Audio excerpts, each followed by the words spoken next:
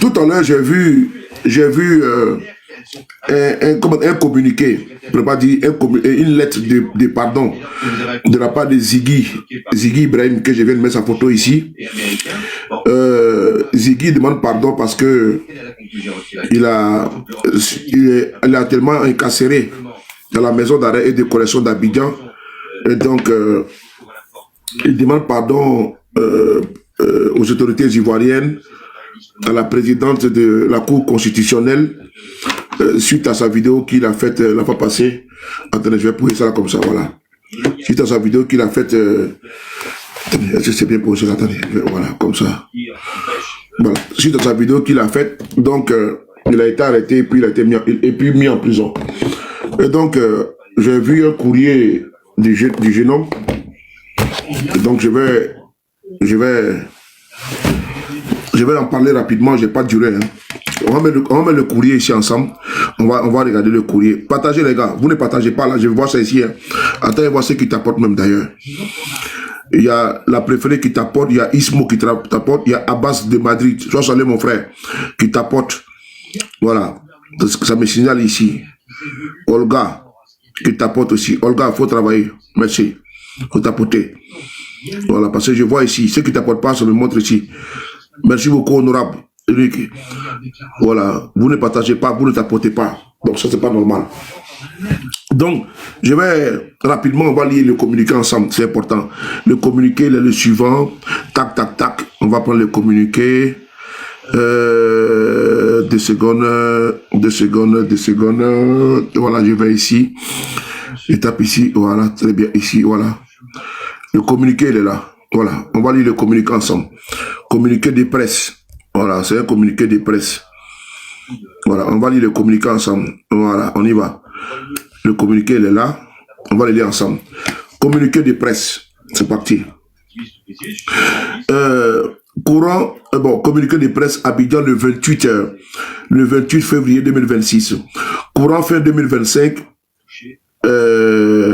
Et à la veille de la proclamation de la décision sur la validation des candidats à l'élection présidentielle, j'ai publié sur les réseaux sociaux une vidéo impliquant le Conseil constitutionnel et sa présidente. Aujourd'hui, avec beaucoup de recul, et je réalise que cette vidéo était très déplacée et même irrespectueuse à l'égard de la présidente du Conseil constitutionnel et n'avait pas lieu d'être faite, pardon. Je viens très sincèrement présenter mes excuses au Conseil constitutionnel et surtout demander pardon à sa présidente, à sa présidente Mémé Chantal Camara. Ok? Je présente également mes sincères excuses aux autorités ivoiriennes ainsi qu'à toute la population ivoirienne que j'ai blessée avec mes publications.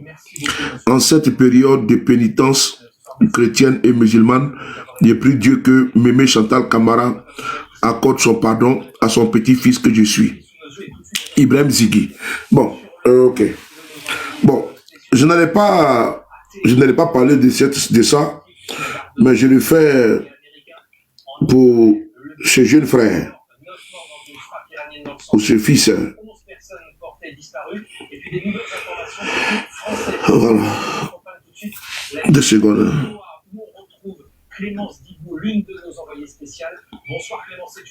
Bazin. Le Charles de Gaulle va être déployé dans les prochains jours justement en Méditerranée orientale. Alors, gars, comment tu vas? Voilà, partagez les gars. La Suède, ça a été annoncé tout à l'heure, c'est une information BFM TV, il va prendre la route de la Méditerranée orientale, alors la plus-value... Voilà, donc c'est parti. Je n'allais pas en parler, mais je vais parler de ça, c'est important. Sur le communiqué concernant Ziggy Ibrahim. Donc, on va aller mettre sa photo du jeune Ziggy, je vais mettre sa photo ici, voilà, c'est important.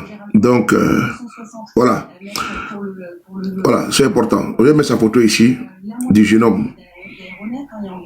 Même pas, moi-même, j'ai une grosse tête là. Voilà, attends. J'ai une belle tête. Elle est belle, hein. Donc, voilà. Je mets sa photo ici et puis nous allons en parler. Après avoir vu ce communiqué et lu attentivement, ma réaction est la suivante. Voilà.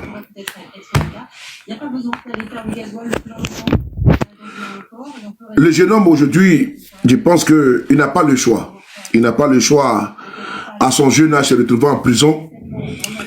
Il a cru que le jeu politique en Côte d'Ivoire était aseptisé et qu'à travers des sorties, à travers même la comédie, à travers les postures, comme on peut ça, pacifiques, à travers les prises de position, à travers un style de communication, à travers des figures de style, de communication également, qu'il pouvait atteindre un objectif. Ramener, comment dire ça, faire descendre la température et ramener les uns les autres, c'est-à-dire les faire du RADP à des meilleurs sentiments. Parce que j'ai vu ici Ziggy jouer au football avec les militants du RADP en Côte d'Ivoire. Je l'ai vu marcher avec les militants du RADP en toute amitié et fraternité. Ça, je l'ai constaté. Voilà, je l'ai constaté, je le suis de loin. Mais par contre, il faut être concret, il faut être véridique. J'ai vu que c'est un jeune qui montait en puissance et qui arrivait à captiver comment dire, certains jeunes Ivoiriens sur sa communication, parce que voilà, moi j'aime que les jeunes s'intéressent à la politique, j'aime quand les femmes s'intéressent à la politique, parce que les jeunes ne vont pas être seulement dans la loisivité et être, n'est-ce pas, dans le trafic de drogue, être dans les poupou-nampou que vous connaissez. Et donc, j'ai vu un autre site de communication que vraiment j'apprécie. Et je trouve qu'il est modéré, il est pondéré. Contrairement à nous, nous sommes quand même très durs. Nous sommes durs. C'est dû au fait que, voilà, la posture qui est en face. Et eux, ils ont décidé de prendre un autre couloir de communication. Il y en a, par exemple, qui sont au GPS, qui ont un autre couloir de communication. Moi, j'ai les miens. Moi, je ne peux pas aller jouer. Il y a des choses que je ne peux pas faire avec le RADP. Ça, c'est ma posture qui est là. Et voilà, lui, c'est un jeune. Et de la génération, il a embrassé une autre dynamique communicationnelle. Mais ce qui est surprenant, c'est que le RADP n'a absolument rien compris. Ils n'ont rien compris que face à des personnes comme Ziggy, comme ça, il ne doit pas être dur. Voilà, parce que, quel que soit Alpha, même le semblant de démocratie qui est en Côte d'Ivoire, ne mérite même pas qu'on emprisonne tout le monde. Et ça, c'est un conseil gratuit que je les prodigue. Parce que le tout répressif finit par se retourner contre vous. Il y a l'effet boomerang. Ziggy Ibrahim, on voit ici les militants du RADP en Côte d'Ivoire qui sont très véhéments, qui mettent les caméras, qui insultent le président Gbagbo Laurent, qui est le mentor de Ziggy Ibrahim. Attendez, c'est quoi ça? Mon truc ne change pas ou quoi? Voilà. Ziggy Ibrahim là, son mentor là, c'est le président Gbagbo Laurent. Son leader, pardon, c'est le président Gbagbo Laurent. Et donc, Ziggy, il fait une communication pour les PPACI. Même si je sais qu'ils ont un truc qu'ils appellent 2.0, patriotes et tout ça. Mais on ne peut pas empêcher les gens de parler. Et donc, moi, j'ai trouvé que le RADP n'a pas été fuité sur ce coup-là. Parce que, en Côte d'Ivoire, on a des individus là-bas.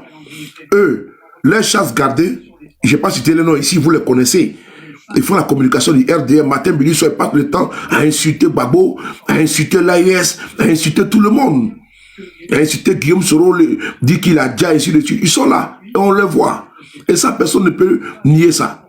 Et donc, Ziggy, qui est dans un autre style de communication, il décide de faire une vidéo. Cette vidéo-là même là, sincèrement, c'est passé crème. C'est passé crème. C'est-à-dire que bon, on n'a pas tenu rigueur de ça.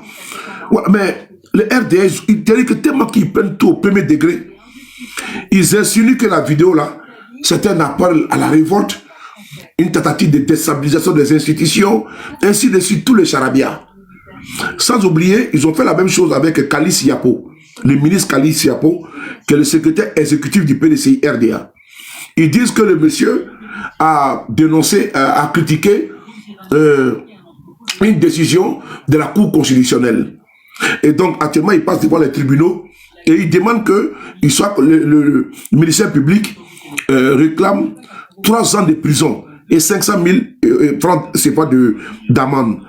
Mais sous notre tropique ici, là, même M. Alassane Ouattara lui-même, là, mais il a dénoncé la décision de la Cour suprême sur Tia Kono ici. Quand M. Ouattara, sa candidature a été rejetée, il a dit jamais de la vie. On va écouter ça ici. Voilà. Voilà, on va écouter ça ici. M. Ouattara, il est où là? Et toi, comment tu vas? Ismo, comment ça va? Oui, M. Alassane Ouattara. Voilà, en 2000, on va l'écouter ici. Écoutez ici. En Côte d'Ivoire, l'annonce hier soir des candidats retenus pour l'élection présidentielle a été rejetée la candidature de l'ancien Premier ministre Ouattara ainsi que celle de tous les représentants de l'ancien parti au pouvoir. Une annonce qui n'a suscité aucun débordement. Éric Meunier, Roger Mott. Abidjan, comme toute la Côte d'Ivoire, vient à peine de s'installer dans sa première nuit de couvre-feu. Qu'à la télévision nationale, le président de la Cour suprême donne lecture de la liste tant attendue, tant redoutée. Comme non conforme à la loi. Ouais. Les déclarations de candidature de Alassane Ouattara, Bombé Émile Constant. Exit l'ancien Premier ministre d'Houphouët-Boigny, Alassane Ouattara. Exit le président déchu Henri Konan Bédié. Hormis le socialiste Laurent Gbagbo, tous les principaux adversaires du chef de la junte, le général Gueye, sont éliminés de la course à l'élection présidentielle. L'éviction d'Alassane Ouattara était attendue. Appelant ses partisans au calme, l'intéressé n'en dénonçait pas moins ce matin une injustice, ôtant par avance toute légitimité au scrutin du 22 octobre prochain. Alassane Ouattara, avant qu'il ne parle, il dénonçait l'injustice. Ça, c'est le commentaire du journaliste. Le caractère injuste de la décision. Maintenant, on va écouter M. Ouattara lui-même. C'est important parce que j'ai l'impression que le RDR ne regarde pas son passé. J'ai l'impression que le RDR, là, ils ont oublié complètement leur passé. Le pouvoir, Jupiter les possède. Parce que quand Jupiter te possède, tu ne vois rien, tu n'entends rien. Donc Jupiter les possède tellement qu'ils ont oublié complètement les actes qu'eux-mêmes ont posés dans l'opposition. Et aujourd'hui, c'est eux qui s'en prennent tout azimut à tous ceux qui parlent, toutes les voix dissidentes en Côte d'Ivoire. Tu vas critiquer les pouvoirs comme Jean-François Passy, on te prend, on te met en prison. Et regardez la fois dernière, à Saleh Tiomoko. Bon, même si souvent on n'est pas d'accord avec certaines postures, mais à Saleh Tiomoko, sa victoire à Tia-Salé, mais elle a été volée ou pas? Elle a été volée devant vous tous. Lui-même, c'est un DAF d'un ministère. Il est passé sur la chaîne de télévision Live TV. Vous avez tous écouté à Saleh Tiomoko ici. Victoire volée à Mondo Vision. Il est parti à la Cour constitutionnelle. L'arrêt de la Cour, là, jusqu'à présent, c'est pas sorti. C'est pas sorti. C'est bloqué par eux. Attendez, il y a un idiot. Un enfant de préservatif déchiré, là. Voilà. Balotelli. Un enfant de chien. Quand tu n'es pas un enfant d'humain, tu es un enfant de chien. Ta mère, elle a fait vraiment une erreur. Hein. Parce que moi, je ne comprends pas. Souvent, mes soeurs, elles déconnent. Voilà, vous partez faire après le COI. Dans le COI, là, quand vous savez que vous devez faire des enfants comme ça, là, des enfants dérangés, là, il faut pas les mettre au monde. Il suffit de te retrouver au petit coin, et puis tu envoies là-bas comment dirais-je, cette morve-là, ce morveux-là, tu jettes à la poubelle. Que de venir de mettre au monde des varans. Et puis quand ils viennent, quoi, Ibrahim. Hein, quoi, Ibrahim, quoi, là. Hein? Je ne sais pas, des tonneaux vides comme ça au RDR, tous des bras cassés. Hein? Comment une femme peut mettre au monde comme ça un déchet humain? Un déchet. Moi, je ne comprends pas. L'avortement, là, c'est important aussi souvent. Hein? L'IVG, là, interruption volontaire de grossesse, là, c'est souvent bon. Mais ça évite d'avoir des amourabiles comme ça parmi les humains. Ça évite d'avoir des asticots, des reptiles comme ça parmi les humains. Voilà, ça évite ça. Ça évite. Maintenant, IVG, là, c'est à la seconde. Quand tu fais un enfant bâtard, et puis l'enfant se retrouve parmi nous comme ça, il nous dérange. Donc, quand mes soeurs, c'est un conseil que je vous donne. Il ne faut pas mettre des charges sociales dans la vie. Parce qu'il devient un encombrant pour la société. Parce que cet homme est encombre, et puis il encombre la société. Sa présence est égale à son absence. Donc, il ne faut pas, même pas la peine de le mettre au monde. Il faut jeter ça à la poubelle là-bas. Et puis, tu tires la chasse d'eau. Et puis, tu fais un enfant propre, et puis tu le mets au monde. Mais venir mettre au monde des margouillards comme ça, vraiment, c'est pas la peine, quoi. Ça salue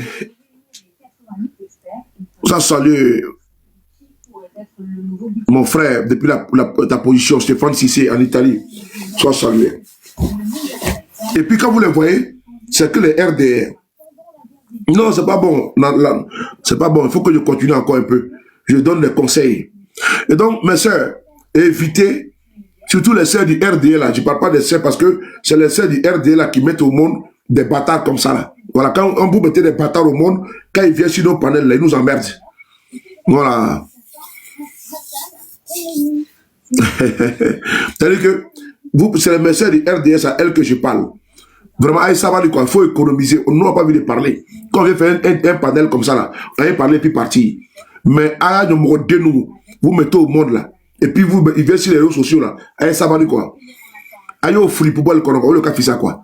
Voilà. Il est de ton fait, médecin fait. Konoko, il a de corona. Il fait qu'à boire corona quoi. C'est mieux comme ça. Que de les mettre au monde, il va nous emmerder. Voilà. Et puis, namo koro. Mais c'est un fléau là quoi. Voici un qui est là encore. Voici un. Kokolbi. Dangato. C'est-à-dire que, à son groupe Baya là, vous pouvez mettre au monde des bâtards. Et ces bâtards là sont sur la toile pour nous emmerder.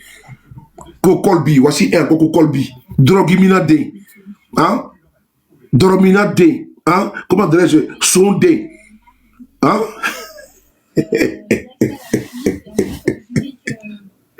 On continue.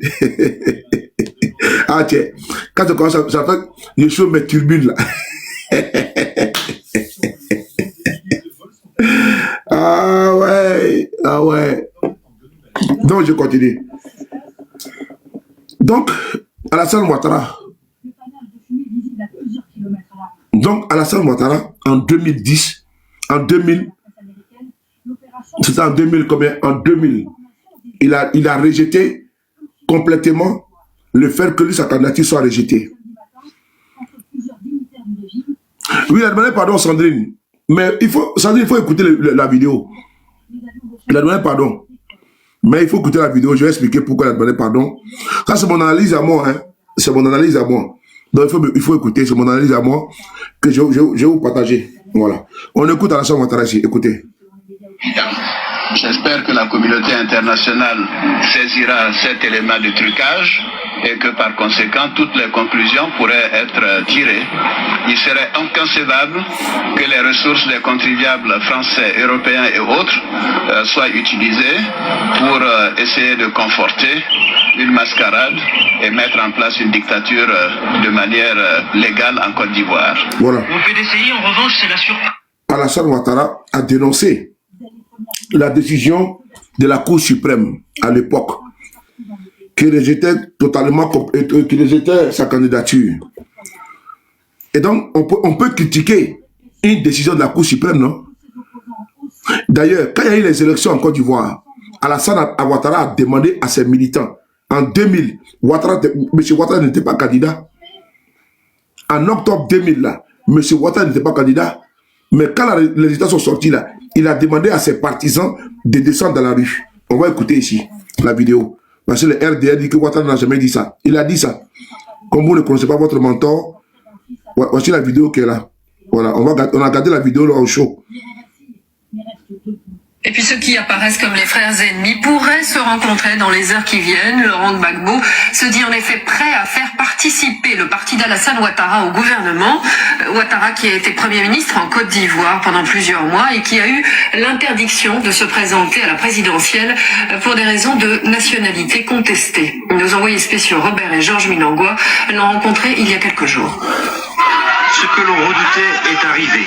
À peine Laurent Gbagbo élu, Alassane Ouattara, l'exclu de la présidentielle, lançait ses supporters dans la rue. Voilà. Il y a quelques jours, nous avons rencontré... Vous avez entendu? À peine élu, Alassane Ouattara lance ses partisans dans la rue. On va l'écouter. Les spéciaux Robert et Georges Minangwa l'ont rencontré il y a quelques jours. Ce que l'on redoutait est arrivé.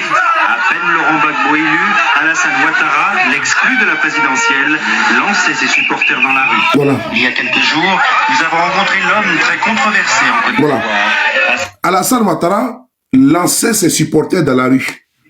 Ils sont allés même jusqu'à dire que le pouvoir se trouve dans la rue. Ali Koulibaly. Ils disent que le pouvoir se trouve dans la rue. En 2000, ils ne sont pas candidats. Hein. Mais ils décident d'aller revendiquer la victoire. Parce que le pouvoir est dans la rue. On a vu ce qui s'est passé. Pendant que Gbagbo prêtait serment, là, Ouattara cherchait à prendre le pouvoir. Comme il l'a fait en 93 à la mort du président Houphouët-Boigny. Vous comprenez? Donc, M. Ouattara a d'abord dénoncé son exclusion. Le rejet de sa candidature. Mais c'était quand même légitimé, c'était normal. Comment quelqu'un qui est burkinabé, les voltaïques, les jours pairs et les jours impairs, il devient ivoirien. Il y a un problème. Voici quelqu'un qui est apparu en Côte d'Ivoire. C'est quelqu'un qu'on ne connaissait pas en Côte d'Ivoire avant 82. Il est apparu comme le nuage. Mobutu apparaissait dans les nuages là. Ouattara est apparu comme ça. Ouattara il apparaît puis il disparaît comme un éclair. On va écouter ici une vidéo. C'est important parce qu'il est apparu en Côte d'Ivoire. On ne le connaît pas dans ces pays. On va voir ici. Écoutez ici. Écoutez ça. Puisque les résultats des investigations menées par la juridiction constitutionnelle permettent d'établir que celui-ci n'a eu cesse de se réclamer de la nationalité voltaïque ou burkinabé avant et après son apparition en Côte d'Ivoire en 1982. Avant et après son apparition en Côte d'Ivoire. Donc il a apparu en Côte d'Ivoire en 82. Donc 81, on ne sait pas où il était. 80, on ne sait pas où il était. 79, on ne sait pas où il était. Alors qu'il est né en 1940, combien là? Il est né en 1942. Donc de 42 jusqu'en 82, 40 ans, on ne sait pas où il était. À 25 ans, on ne sait pas où il était. À 30 ans, on ne sait pas où il était. À 40 ans, on ne sait pas où il était. Donc il avait disparu, quoi. Il était parti sur Mars. Ou bien Jupiter. Et puis il revient. Et il dit non, en 82, on dit, tu as vu, il a quitté où? On dit il a quitté sur Mars. Où? Voilà, c'est dans quoi nous sommes. Et donc, il a même dénoncé. Donc, lui, sa candidature rejetée là, c'était fondé. C'était très bien fondé même d'ailleurs. Et donc, on pourrait critiquer, les RDR pourraient critiquer.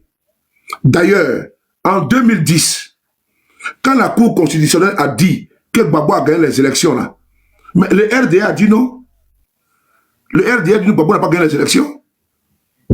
Vrai ou faux? On va l'écouter ici là. Partagez les gars, s'il vous plaît. Ainsi, le dossier révèle qu'Alassane Ouattara, né le 1er janvier 1942 à Dimboko, qui a pu se rendre aux USA, s'est fait enregistrer dans les documents de voyage comme étant de nationalité. Donc, docteur Ibra, il est né à Dimoroko en 1942. Donc, de 1942, où il est né là. Donc, c'est en 1982 qu'il est revenu en Côte d'Ivoire. Comment expliquer ça? De 1942. Il est né en 1942. Et donc, c'est en 82, soit 40 ans plus tard. Il était passé où? Tu peux me répondre ça? Puisque tu as écrit ici qu'il est né en 1942 à Dimokro. Allons sur cette base. Je n'ai pas dit qu'il n'est pas né à Dimokro. Hein. Tu m'avais parlé de ça? Je n'ai pas dit ça. Je t'ai posé une question ici. Il est né en 1942. Ok, on a compris. Mais de 42 là, à 82 là, il était passé où? Tu peux m'expliquer un peu?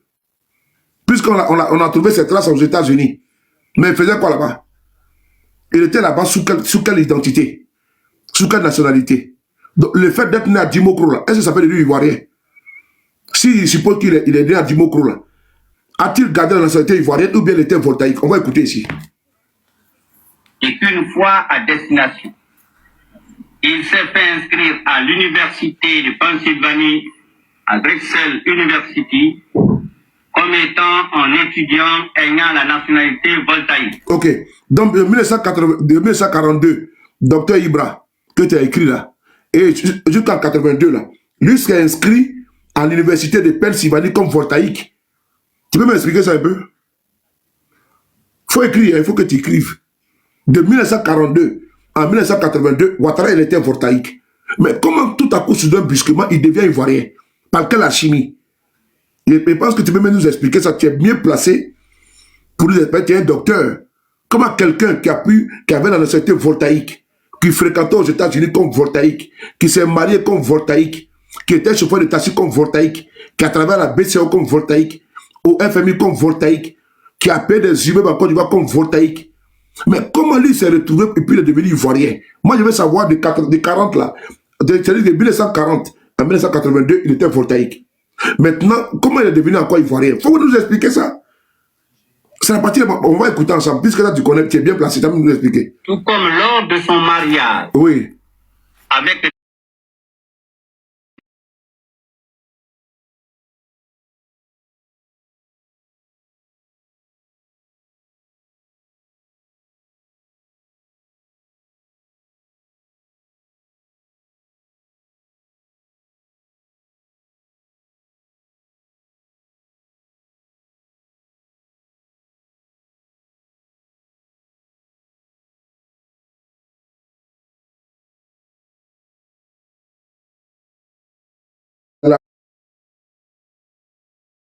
La Cour suprême a menti sur lui.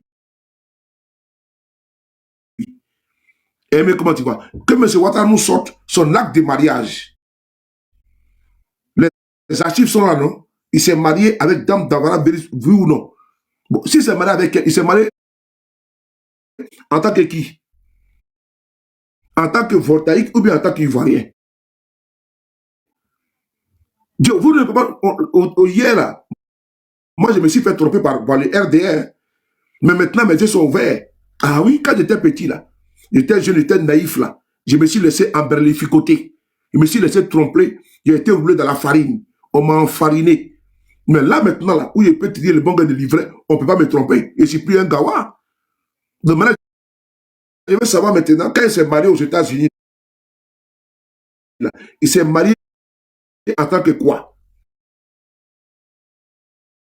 Docteur Ibra. Il faut écrire. En tant qu'Ivoirien ou en tant que voltaïque, parce que les documents sont avec lui. Hein.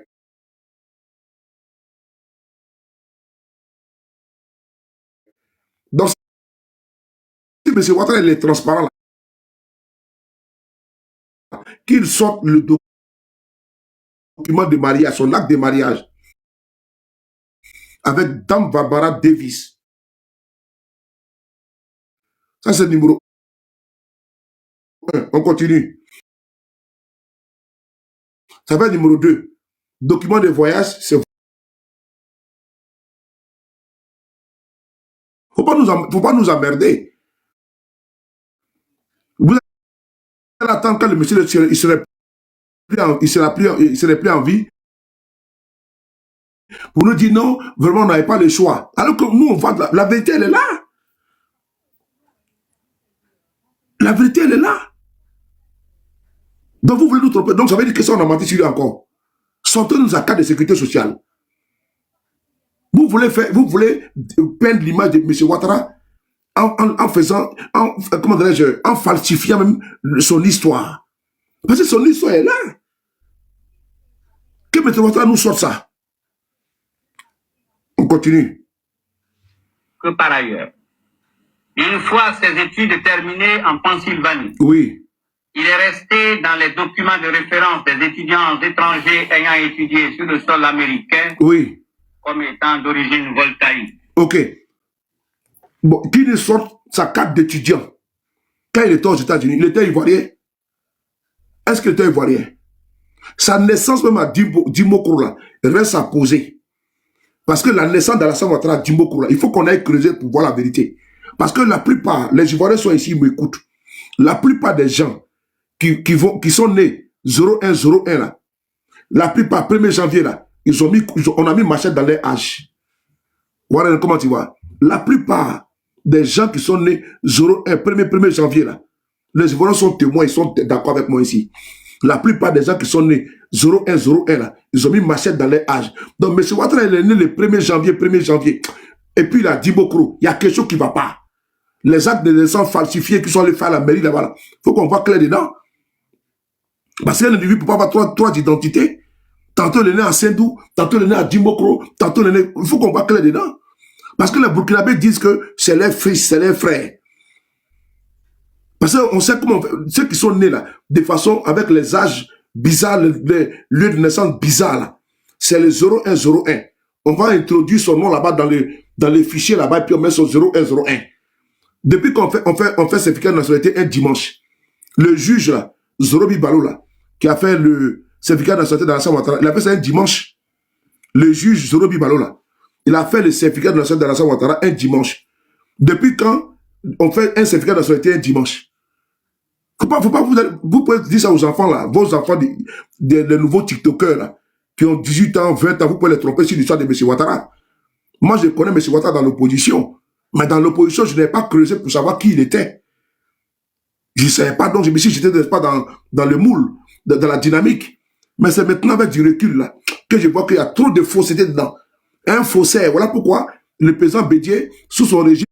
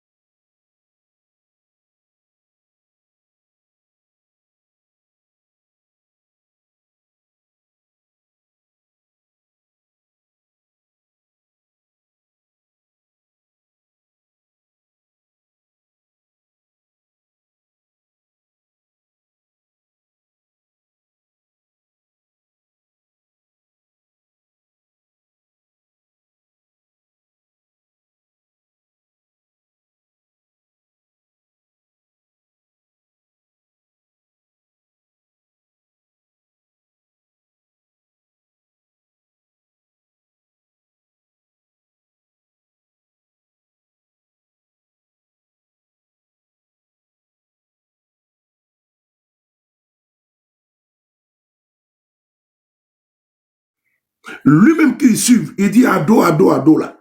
Mais on dit qu'il a été décoré en Côte d'Ivoire comme voltaïque. Ça a commencé comment? Mais ça aussi, il faut cogiter et puis on cite les témoins. Parce qu'on veut effacer toutes les traces. Toutes les traces. C'est important. On n'a pas dit qu'il n'est pas ivoirien. On dit, mais comment il a fait pour être voltaïque et puis il est devenu subitement ivoirien? C'est ce que nous on veut savoir. Par quelle alchimie, quel procédé, quelle contorsion il a pratiqué et puis il est devenu ivoirien, de voltaïque à ivoirien. C'est ce que nous on veut savoir. C'est ce que nous on veut savoir. Parce que tout est là, tout est tracé, les dates, les jours, l'année, les témoins. On va continuer encore. Collègue Gladion, on continue. Considérant également Oui, que c'est en tant que voltaïque oui, que Alassane Ouattara a été nommé de 1968 à 1973 au FMI en remplacement du sieur Justin Bézoulou de Zambie. voilà. Est-ce que M. Ouattara n'a pas été nommé au FMI comme étant voltaïque? En remplacement du Zambien Zoulou là. Est-ce que ce n'est pas le cas? Ou bien c'était ivoirien? Vous aussi, arrêtez de mentir aux gens. Oh, vraiment, c'est quoi ces conneries là, mon frère? Miguel, comment tu vas, mon cœur? C'est quoi ces conneries là? Ça encore, on va revenir dessus encore. Nous, on ne remet pas en cause la nationalité de M. Ouattara. Hein. Mais on est en train d'expliquer. Puisque les détecteurs d'étrangers, c'est chez vous là-bas. Hein. Les détecteurs d'étrangers sont chez vous là-bas. Il y en a qui ont les papas qui sont guinéens ici là. Chez vous, ils sont nombreux. C'est parce que je n'ai pas vu dans les games. Sinon, il y en a là. Les papas sont guinéens ici, mais ils se font passer, n'est-ce pas, comme étant les Ivoiriens typiques. Ils sont là, ils sont avec vous là-bas. C'est eux qui sont les détecteurs. Il y en a qui sont maliens, des pères et des mères. Ils sont là. C'est eux qui sont des détecteurs d'étrangers en Côte d'Ivoire. Et ils sont les Ivoiriens multiséculaires. Les autres, les Ivoiriens, n'est pas de, comment dire, par opportunisme. Ils sont avec vous. Les plus grands xénophobes là. C'est-à-dire que xénophobes là, c'est différent, n'est pas des tribalistes. Hein. Les plus grands xénophobes là, rejettent, n'est-ce pas, de l'étranger là. C'est les militaires du RADP. Ceux qui servent sur la xénophobie là, qui étaient les, comment dire, les fonds de commerce dans l'opposition là, c'est le RADP. C'est eux qui se sont dressés comme étant les défenseurs des étrangers en Côte d'Ivoire sous les autres régimes. Mais aujourd'hui là, ceux qui sont dans l'exacerbation du rejet des étrangers là, en Côte d'Ivoire là, c'est les militaires du RADP qui mettent les caméras pour insulter les pays de l'AES, tout confondu, qui insultent les Burkinabés, les Nigériens, les Maliens, on les voit ici. Dans l'opposition, ils ont fait de ça leur fonds de commerce. Au pouvoir, ils font de ça leur fonds de commerce également. Faut pas que nous, on est cons. C'est les tonneaux vides là qui vont vous écouter, puis vont dire que non, que votre parole, c'est parole d'évangile. Sinon, quelqu'un de lucide là, va aller écouter RADP comment. Des gens qui sont inconstants, incongrus. Ils sont dans l'opposition, ils s'agrippent sur les étrangers pour faire de ça leur fonds de commerce politique. Ils sont au pouvoir, ils font également la même chose, inversée. C'est quoi ce truc-là? Donc, un exemple, ils sont dans comme un opposant en France, il est opposant, il dit donc, il faut que l'immigration est bonne pour la France, il faut qu'on donne le papier aux étrangers. Et quand il vient au pouvoir, il commence à traquer les étrangers. Voilà, c'est comme ça le RADP. Voilà, on a vu ici à Marcoussis, Alassane Ouattara est en train de plaider pour les 2 millions de Burkinabés en Côte d'Ivoire. D'après Amadou Ben Soumaoro, quand Alassane Ouattara était, c'est-à-dire que c'est ça, il voulait faire de ces personnes-là son vivier électoral. Vous pensez qu'on est con? C'est érigé en défenseur pour que demain, il puisse en tirer les dividendes. Pour dire que c'est Ouattara qui nous a défendu, on a eu la carte d'identité, il faut qu'on vote pour lui. Vous avez profité des étrangers en Côte d'Ivoire. Et c'est vous aujourd'hui qui êtes, n'est-ce pas, dans le rejet des étrangers. Les xénophobes primaires, c'est vous, et congénitaux, c'est vous. C'est vous les xénophobes siéfés dans ces pays-là. Si tu cherches xénophobe et puis tu dépasses un RDR, c'est que tu n'as pas trouvé dans ces pays-là. Tu cherches un xénophobe, tu n'as pas trouvé au PPACI, au PDCI, ni au GPS. Les xénophobes là, ceux qui passent leur temps à faire des vidéos contre les pays de l'AES là.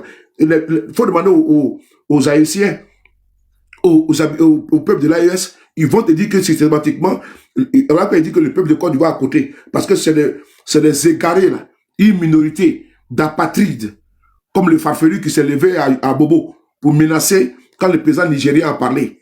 Mais lui-même là, c'est un Malien, de père et de mère, et puis il est caché à Bobo, puis il menace les Nigériens. La plupart, les RDS, c'est un parti qui est rempli d'apatrides, les Ivoiriens nouveaux, les voleurs de terre, les voleurs de cartes d'identité, les faussaires. On continue. Au surplus, l'intéressé dans ses relations et transactions d'intérêt privé Oui. s'est toujours présenté comme ayant la nationalité voltaïque. Puisqu'il C'est-à-dire que même quand il faisait des trucs en privé, là, les transactions, ouverture de comptes bancaires, achat immobilier, il écrivait voiture, tout, il disait qu'il était voltaïque. On va écouter l'exemple ici. Au sort des investigations qui s'est ouvert dans les écritures bancaires de la CIB, Oui. les comptes numéro 30 010 076 005 000 et 30 121 415 M, en indiquant qu'il avait la nationalité voltaïque, possédant le passeport diplomatique voltaïque, Voilà. numéro 457 du 23 décembre 1978. Ok. Il a ouvert des comptes bancaires avec un passeport diplomatique. Parce que pourquoi? Il était un haut fonctionnaire. Je précise une chose, c'est important. Je précise une chose. Quand il dit ça, ils vont te dire, ah, que mais le passeport diplomatique, là, on peut l'obtenir sans en avoir la nationalité. Ça, c'est vrai. Par contre, là où il y a les bas blesses, il y a les hic. Est-ce qu'on peut se marier avec un passeport diplomatique? Non. On ne peut pas se marier avec un passeport diplomatique. C'est un document de voyage. C'est un passeport diplomatique. On peut se marier avec ça. Tu prends ta pièce d'identité. Est-ce qu'on peut fréquenter avec un passeport diplomatique? Non. Mais Alassane Ouattara, Il est parti aux États-Unis comme étant voltaïque. Il n'avait pas de passeport diplomatique en ce moment. Quand il était chauffeur de taxi aux États-Unis, il était voltaïque. Il n'avait pas de passeport diplomatique. Sa sécurité sociale, là, c'était voltaïque parce qu'on te demande d'envoyer, comme ici en France, on te demande d'envoyer ton acte de naissance. Ton acte de naissance. Pour faire ta sécurité sociale, ta pièce d'identité, tu envoies. Des photos, tu envoies. Pour faire ta sécurité sociale. Ici en France. Donc, tu mets dessus, né à tel endroit, nationalité, quoi, ivoirienne, il peut même ivoirienne, non? Ou la Côte d'Ivoire n'existait pas. La Côte d'Ivoire existait très bien, mais il a écrit dessus voltaïque. On continue. En outre, à l'achat des immeubles Signal, Oui. Kodio et Boukouré, Oui. il s'est désigné qualité d'acheteur Oui. dans les 2 actes notariés établis par Maître Kwaku Conan Daniel. Oui. En date des 11 avril 1980 et 20 août 1984, Oui. comme ayant la nationalité burkinabé. Voilà. Bon. Est-ce qu'il n'y a pas de détails? Est-ce que, comme ça, est-ce qu'il n'y a pas de détails dans ça là? On cite même, il achète les immeubles. On donne également le notaire avec lequel ils ont acheté. On donne le nom du notaire. C'est que tout a été, le travail a été bien fait. Ah, les gars. Le travail est là. Est-ce qu'il n'y a pas, on donne tous les éléments d'appréciation ne sont pas là. Il a acheté en telle année, il a acheté avec telle personne, tel immeuble, tel notaire, tel document l'a donné. Tout est là. Est-ce qu'on peut nier ça? Si tu n'es pas un mouton, si tu n'es pas, comment dirais-je, un égaré, tu vas venir défendre l'indéfendable. Il faut être un avocat du diable pour défendre cette cause perdue. En conformité du reste avec la nouvelle appellation de l'ex-Haute-Volta, alors qu'il a toujours affirmé posséder les cartes d'identité ivoiriennes les 19 avril 1982 et 22 octobre 1990. Vraiment? Considérant qu'il est en toute hypothèse difficile Oui. d'admettre qu'un Ivoirien d'origine, né de parents eux-mêmes Ivoiriens d'origine, Oui. est comme réaction d'instinct Oui. de présenter des pièces d'identité non ivoiriennes Oui. à l'occasion d'actes d'intérêt juridique Oui. accomplis sur le territoire ivoirien. Bon, je m'arrête là. Vous avez vu, ici, il y a 8 minutes 17 et Michel était à 4 minutes 17. Il reste 4 minutes encore. Mais c'est grave ce qui est expliqué ici. Et ça là, nous allons, quel que soit Alpha, il faut qu'on aille maintenant, ce qu'on doit faire, c'est d'aller sur ces traces aux États-Unis pour aller voir, parce qu'on peut trouver là-bas, à travers des avocats, son mariage, son acte de mariage, comment on appelle ça, on va tout chercher ça, parce que le faux là, plus jamais ça dans notre pays. Parce que ça coûtait trop de vies humaines en Côte d'Ivoire. Trop de vies humaines en Côte d'Ivoire. Ça c'est important. Donc je ferme la parenthèse. Je reviens sur le cas du jeune frère Ziggy Ibrahim.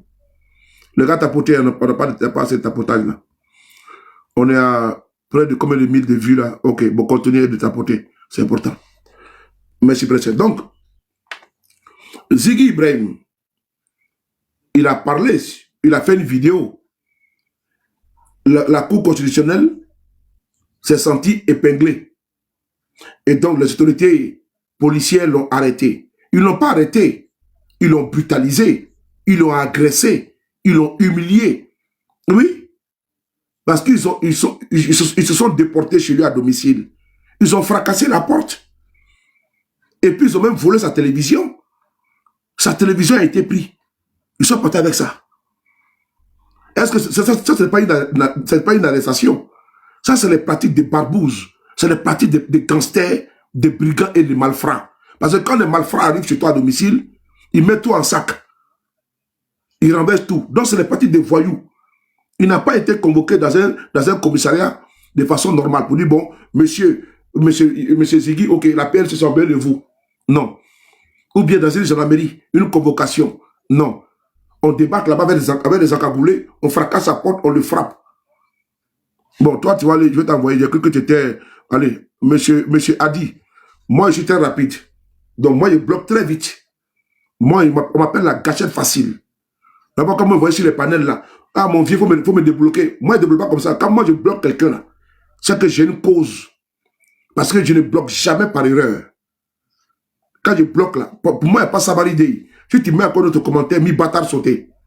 C'est clair comme tu mets encore notre commentaire, mi du frappé, c'est le jour là. Mais si tu mets encore notre commentaire, parce que moi ici là, je dresse les RDR. Je les éduque. Chez moi ici, il n'y a pas de désordre. Vous pouvez faire le désordre, mais chez moi, il n'y a pas de désordre. Il faut que ce soit très clair. Chez moi, s'il n'y a pas de désordre, je discipline les indisciplinés. Je corrige ceux qui sont dans les défauts. Donc, chez moi, ici, il faut être... Allez-y là-bas, sur vos panels. Moi, je ne veux pas ça chez moi ici. Je l'ai toujours dit. Je ne suis pas en quête d'abonnés de RADP. Moi, je m'adresse à l'opposition du Côte d'Ivoire. Je m'adresse... En tout cas, je cherche à abonner, sauf RDR. Il faut que ce soit bien compris. Il y a des milliards, il y a des comment dirais-je, on a comme des milliards là, en Afrique là. On a des, en 2050, c'est le continent le plus peuplé au monde, ou 2000 combien là. Mais nous sommes nombreux. Au Nigeria, des millions d'habitants. En Côte d'Ivoire, on est 35 millions. Donc, moi, je n'ai même pas encore 1 million. Donc, je n'ai pas de problème. Donc, j'ai besoin des Ivoiriens qui sont dans ma dynamique. Je n'ai pas besoin des RDR comme abonnés. Ça, je l'ai toujours dit. Je n'en ai pas besoin. Si tu es RDR là, tu viens sur mon compte. En tout cas, tu peux faire les commentaires, mais les commentaires désobligeants, déplacés là. Champion, moi, il te bloque et puis pas dedans. Moi, je n'ai pas besoin. Je n'ai pas besoin. Là même, où je suis là, ici là. Je viens d'avoir 31 abonnés. J'ai lancé un petit direct pour soutenir Ziggy et, comment dirais-je, réclamer sa libération. Je viens d'avoir 32 abonnés. Donc, s'il y a 2 ou 3 Zamoravides, Rabajois, qui viennent ici, mais les modérateurs, là, ils font le travail rapidement. Hein. Il y a longtemps, Obi Koutigé, c'est-à-dire que Koukora a baissé, quoi. Mais quand ils parlent en Djoula, ça rentre bien. Donc, RADP, là, je n'ai pas besoin de vos abonnés sur ma page. Je suis très sérieux. Je n'ai pas besoin d'abonnés RHDP. Moi-même, je me vante avec ça. S'il faut que ma page soit avec 0 abonnés, là, et puis ça reste que RADP, je peux même fermer mon compte. Parce que moi, mon message s'adresse à ceux que vraiment je veux, ceux avec qui je suis dans la même dynamique. Vous et moi, là, vous me persécutez, je n'ai pas besoin de votre abonnement. Désabonnez-vous de ma page, allez-y chez vous là-bas. Parce que moi, je sais qu'avec les panafricains, avec les Ivoiriens concis et précis, avec les Africains concis et précis, avec les Africains tout court, de tous les pays là, je vais avoir des millions d'abonnés. Je n'ai pas besoin d'abonnement de RADP. Ça, je le dis encore une fois de plus. C'est sincère et puis c'est vrai. Je ne suis même pas abonné à une page RADP. De ma page là, je ne suis pas abonné à une page RADP. Ça ne m'intéresse pas. Toutes mes pages là, je ne suis pas abonné à une page RADP. Il faut que ce soit très clair. La page de Soule de Paris là, combien de millions de vues et quoi là, je ne suis pas abonné à une page RADP. Je n'ai pas besoin d'aller cliquer pour lui suivre. Quand je m'abonne à quelqu'un là, c'est que la personne là c'est bon. Mais je dis, je ne me suis pas abonné à aucun RADP. Il y a des pages là-bas du Bénin et du Burkina, je suis abonné, du Niger, je suis abonné, de Côte d'Ivoire, je suis abonné, du Mali, je suis abonné. Mais RADP, moi je prends ma page pour m'abonner. Tu me dis quoi? Je vais entendre quoi de toi, de vous? Je ne vais pas avoir les mots de tête. Je vais m'abonner à une page de RADP, puis on va toujours défiler les litanies là. Je n'ai pas besoin d'entendre ça. Je vais pas ma page pour aller ma page là, ma belle page là, je vais pas m'abonner et puis il va me laisser suivre et sur le palier le suit et puis maintenant quand il fait direct, je le vois dans le fil d'actualité. Même quand je vois même dans le fil d'actualité, même comme ça, on me propose là, je bloque en même temps. Tu vois, c'est là comme ça, on me met pour toi parce que on voit le compte que tu suis, c'est là, on met pour toi. Et quand je vois qu'il y a des fils, je vois, et mais c'est que ça fout tout mon truc là, je bloque en même temps, ça ne m'intéresse pas. Donc, vraiment, je suis très, très clair. Je n'ai pas besoin d'abonnés RHDP. Que ce soit très clair. J'ai besoin d'abonnés de GPS, d'abonnés de l'opposition, des panafricains, de mes frères et sœurs de l'AES. Ça, eux là seulement me suffisent. Le reste là, allez-y, prenez votre chemin. Mère divine, mes salutations. Princesse, comment tu vas? Alors, donc, on va continuer.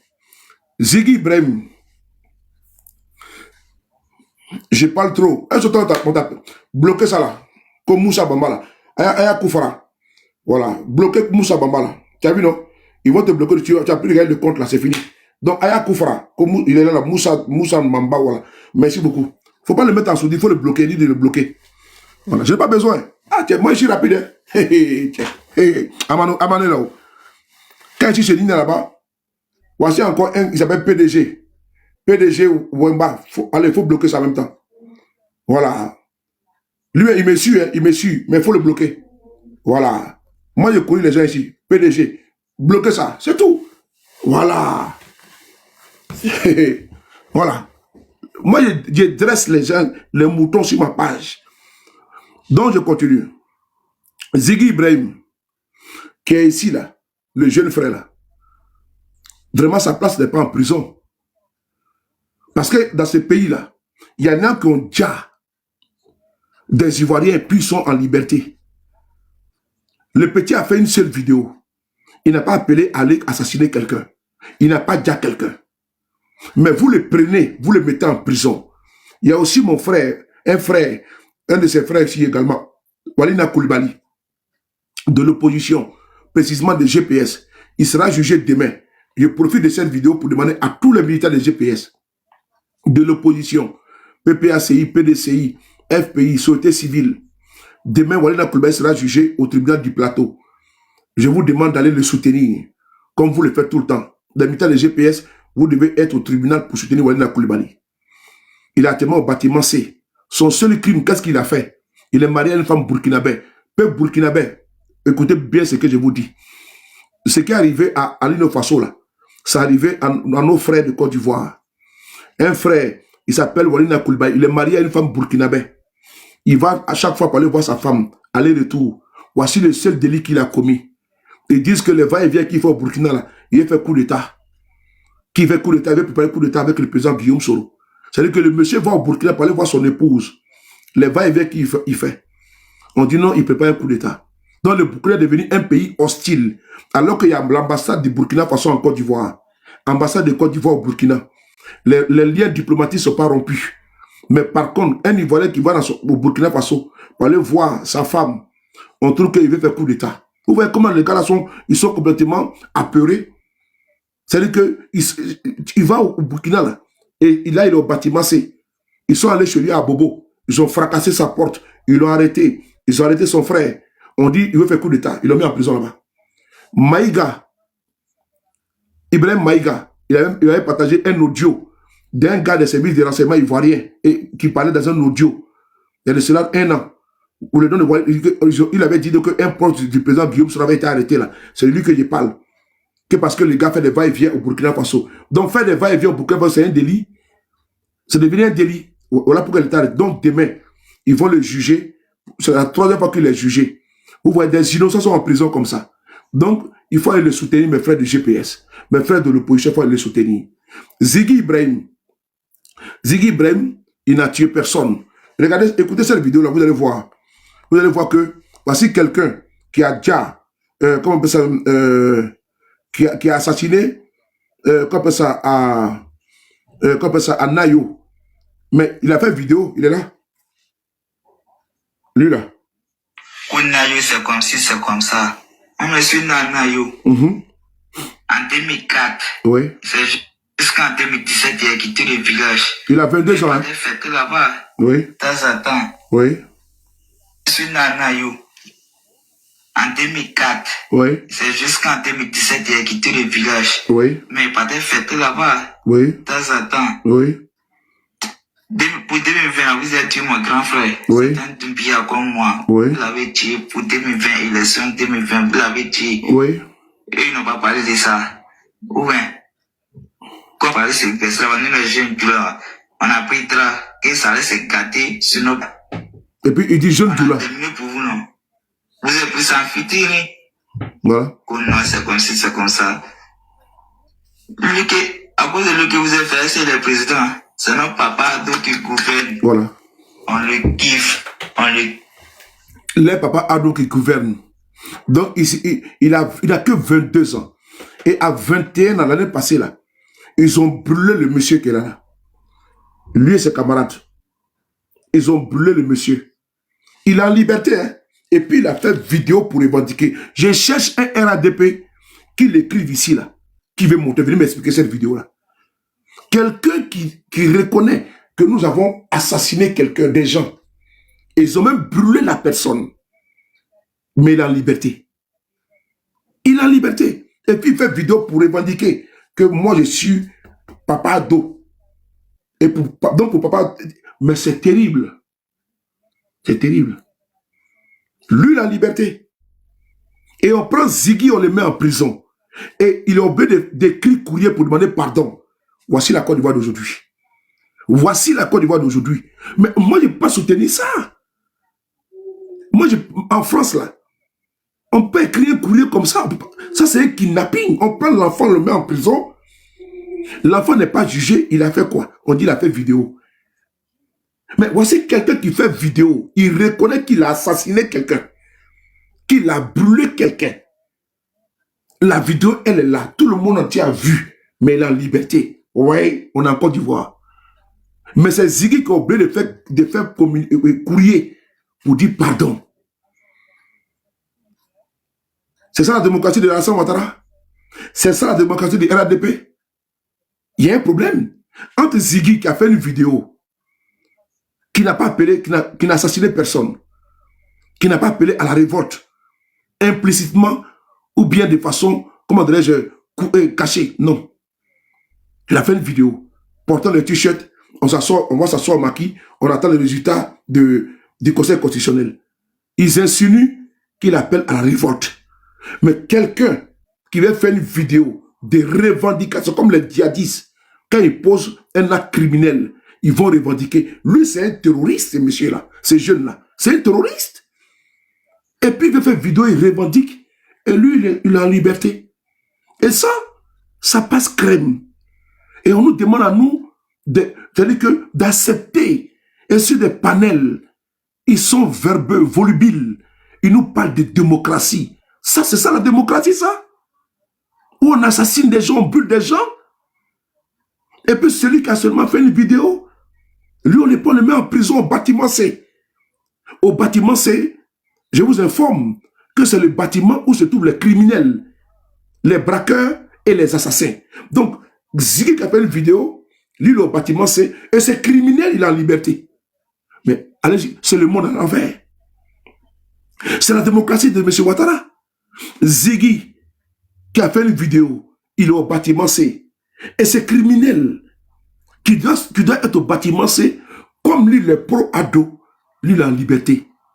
Voici pourquoi nous, on combat le régime fasciste, barbare, criminel, violent, assassin, kidnappeur, massacreur de M. Ouattara. Notre combat est basé sur ça. Parce que ces gens sont un danger pour notre pays. Ça, c'est dangereux pour notre pays. Que des criminels peuvent se mettre sur les réseaux sociaux pour revendiquer les crimes. Et comme ils sont du côté du président du parti au pouvoir, eux, ils ne sont pas inquiétés.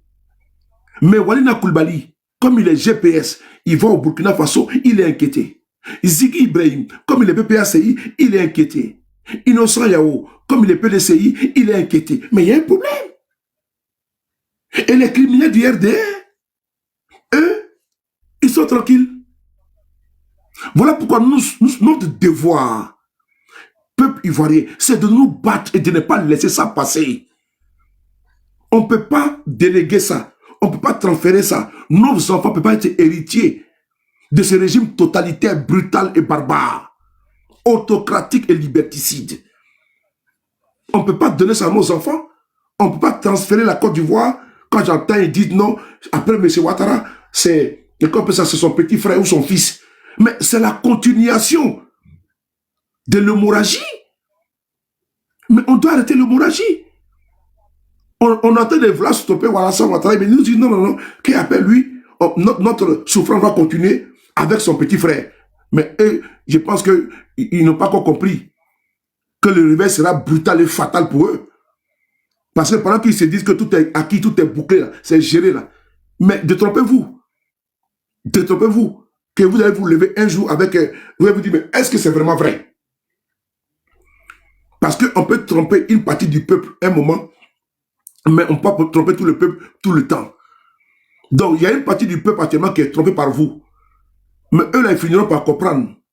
Et quand il y aura une communion entre les deux côtés du peuple, les deux parties du peuple, là, mais vous êtes foutus dans le film. D'ailleurs, nous, on n'est pas pressés. Nous, on ne peut pas accepter que des criminels comme ça soient en liberté et puis Ziggy soit en prison, Walida soit en prison. Et comment vous voulez qu'on peut débattre avec des gens qui ramènent la démocratie à seulement le développement? L'unité de mesure de la démocratie en Côte d'Ivoire, Ouattara a fait des ponts, la Côte d'Ivoire est en paix, c'est ça. Donc il peut y avoir une tyrannie, il peut y avoir une brutalité, il peut y avoir une cruauté contre les opposants. On peut les descendre, on peut les brûler vifs, on peut les décapiter. Mais pour eux, c'est l'unité de mesure de la démocratie dans notre pays. Mais nous, on ne peut pas accepter ça. On ne peut pas vivre en France. Et puis la plupart de ces personnes-là, elles vivent en France. Hein. Allez-y comprendre. Ces personnes déraisonnées là, elles sont en France. Elles vivent en France. Elles hument l'air de la liberté. C'est les enfants de France. Aux enfants de la patrie, le jour de gloire est arrivé. Mais quand ils demandaient aux enfants de France de prendre les armes, parce que dans l'hymne national de France, il dit aux armes et citoyens, prenez vos bataillons, marchons, marchons. Donc ils demandent à leurs enfants de prendre les armes pour aller combattre les occupants. C'est ça, au prix du sang des patriotes français. Les patriotes français sont morts par millions pour libérer le pays. Quand ces vadrouillards sont ici en France, ces charognards sont en France, ils bénéficient de la liberté de la France. Mais cette liberté a été acquise au prix du sang, au prix des sueurs, au prix des sacrifices, des handicaps des Français. Des martyrs français sont morts pour libérer la France. Et nous bénéficions de cette liberté-là, égalité et fraternité. Il ne peut pas être en France ici, et puis ils profitent de la liberté, de la démocratie française, et puis ils abattent, et puis ils soutiennent une dictature dans notre pays, et puis quand le ministre français convoque, invite son homologue ivoirien, ils disent oui, les soins de parents doivent les rapatrier, mais ils sont malades. Vous pensez que la France n'est pas au parfum de votre crime là-bas? Même si aujourd'hui la France traite avec votre régime, mais c'est parce que aujourd'hui vous servez la France aussi également, les intérêts ne sont pas menacés. Le général de Gaulle a dit, la France n'a pas d'amis, la France n'a que les intérêts. Vous pensez que la France aime vos beaux yeux? Vous pensez que la France, là, elle vous aime? Vous mentez? La France, à travers tous les régimes en Côte d'Ivoire, elle a travaillé avec Bédié, elle a travaillé avec Babo, elle a travaillé avec Guéhi, elle a travaillé avec Oufoué. Mais pendant qu'elle travaillait avec Oufoué, là, Babo était ici en exil. Pendant qu'elle travaillait avec Bédié, là, Ouattara était ici en exil. C'est ça aussi également. Pendant qu'elle travaillait avec Bédié, Guéhi, là, Bédié était ici en exil. Voilà. Pendant qu'elle travaillait avec Babo Laurent, Ouattara ici était en exil. Est-ce que vous avez compris? Et pendant qu'elle travaille avec vous, là, nous on est ici, Tidata ici en France également. Vous pensez que la France, elle vous aime trop? La France n'a que des intérêts. Le général de Gaulle, elle n'a pas d'amis. Il faut mettre ça dans votre repli. Blaise Compaoré, là, il a fait 27 ans au pouvoir au Burkina Faso. Il était l'un des alliés. Il était le représentant de la France-Afrique. Mais Blaise Compaoré, là, actuellement, là, il a été chassé par le peuple burkinabé. La France n'a pas pu intervenir. Même aujourd'hui, là, en Côte d'Ivoire, il ne peut même pas mettre les pieds en France. Alors qu'il a servi la France. Il a pris l'argent des Burkinabés pour envoyer ici en France, dans les Djemé. Mais les personnes non grata aujourd'hui en France. Ali Bongo, il est ici actuellement en France. Il ne peut même pas mettre les pieds en Angleterre. Donc sa famille est là-bas. Lui qui était le fils de Omar Bongo Ondimba. Ali Bongo. C'est parce qu'il a abaissé qu'on le laisse à cause de sa santé. Ali Bongo, il est bloqué en France. Il n'a même pas papier pour aller en Angleterre à côté là. Alors que moi, sur le de Paris, je me lève dès matin. Ici là. Je me lève dès matin. Voici mon Bordeaux-là, même ce soir. Je me lève ce soir. Je vais à la gare du Nord. Je prends mon train. Je prends mon train. Je vais en Angleterre. Ali Bongo. Le puissant Ali Bongo est bloqué en France. C'est ça la vie. Voilà. Moi, je me lève. Voici mon Bordeaux qui est là. C'est devant moi. C'est couché là. Voilà. C'est mon Bordeaux qui est là. Mon Bordeaux est là. Je vais à la gare du Nord. Je prends le train. Je vais en Angleterre. Je vais à Charles de Gaulle. Je prends mon avion. Je vais en Angleterre. Mais Ali Bongo ne peut pas faire. Alors que Ali Bongo a servi la France. Même en Angleterre, il partait là-bas, les orchestres. il dépensait des millions, de livres. Il a des maisons de luxe là-bas, en Angleterre. Mais 5 papiers pour entrer n'a pas. La famille Bongo, on a vu ce qu'ils ont fait. Ils ont volé l'argent du Gabon. Ils ont payé des immeubles ici, tout. Mais Ali Bongo, il est où aujourd'hui? Vous pensez que la France vous aime trop? Et donc la femme, elle est tellement, elle aime trop Alassane Ouattara, elle est tellement puissante. C'est la France qui l'a installée. C'est les bombes français qui ont installé Alassane Ouattara au pouvoir. C'est Sarkozy qui a installé Ouattara au pouvoir. Mais vous le savez pertinemment. C'est Sarkozy, c'est les bombes là qui ont installé Alassane. Selon le Conseil constitutionnel avait dit que Gbagbo avait gagné les élections. Puisque vous êtes légaliste. Vous êtes légaliste, non? Donc, dans la légalité, là, dès l'instant, le Conseil constitutionnel parle. Vous devez laisser Gbagbo au pouvoir. Mais à cause de l'amitié entre Gbagbo et Sarkozy, là, et Ouattara et Sarkozy, là, Sarkozy a joué de ça. Donc, par l'entre-gens de Sarkozy, Ouattara a atteint son objectif. Depuis quand il y a eu une élection, dans ce monde-là, et puis c'est les bombes qui installent quelqu'un. Vous avez vu ça où? Il y a eu élection au Gabon, hein. Au même moment, il y a eu élection au Gabon entre Jean Ping et puis Ali Bongo.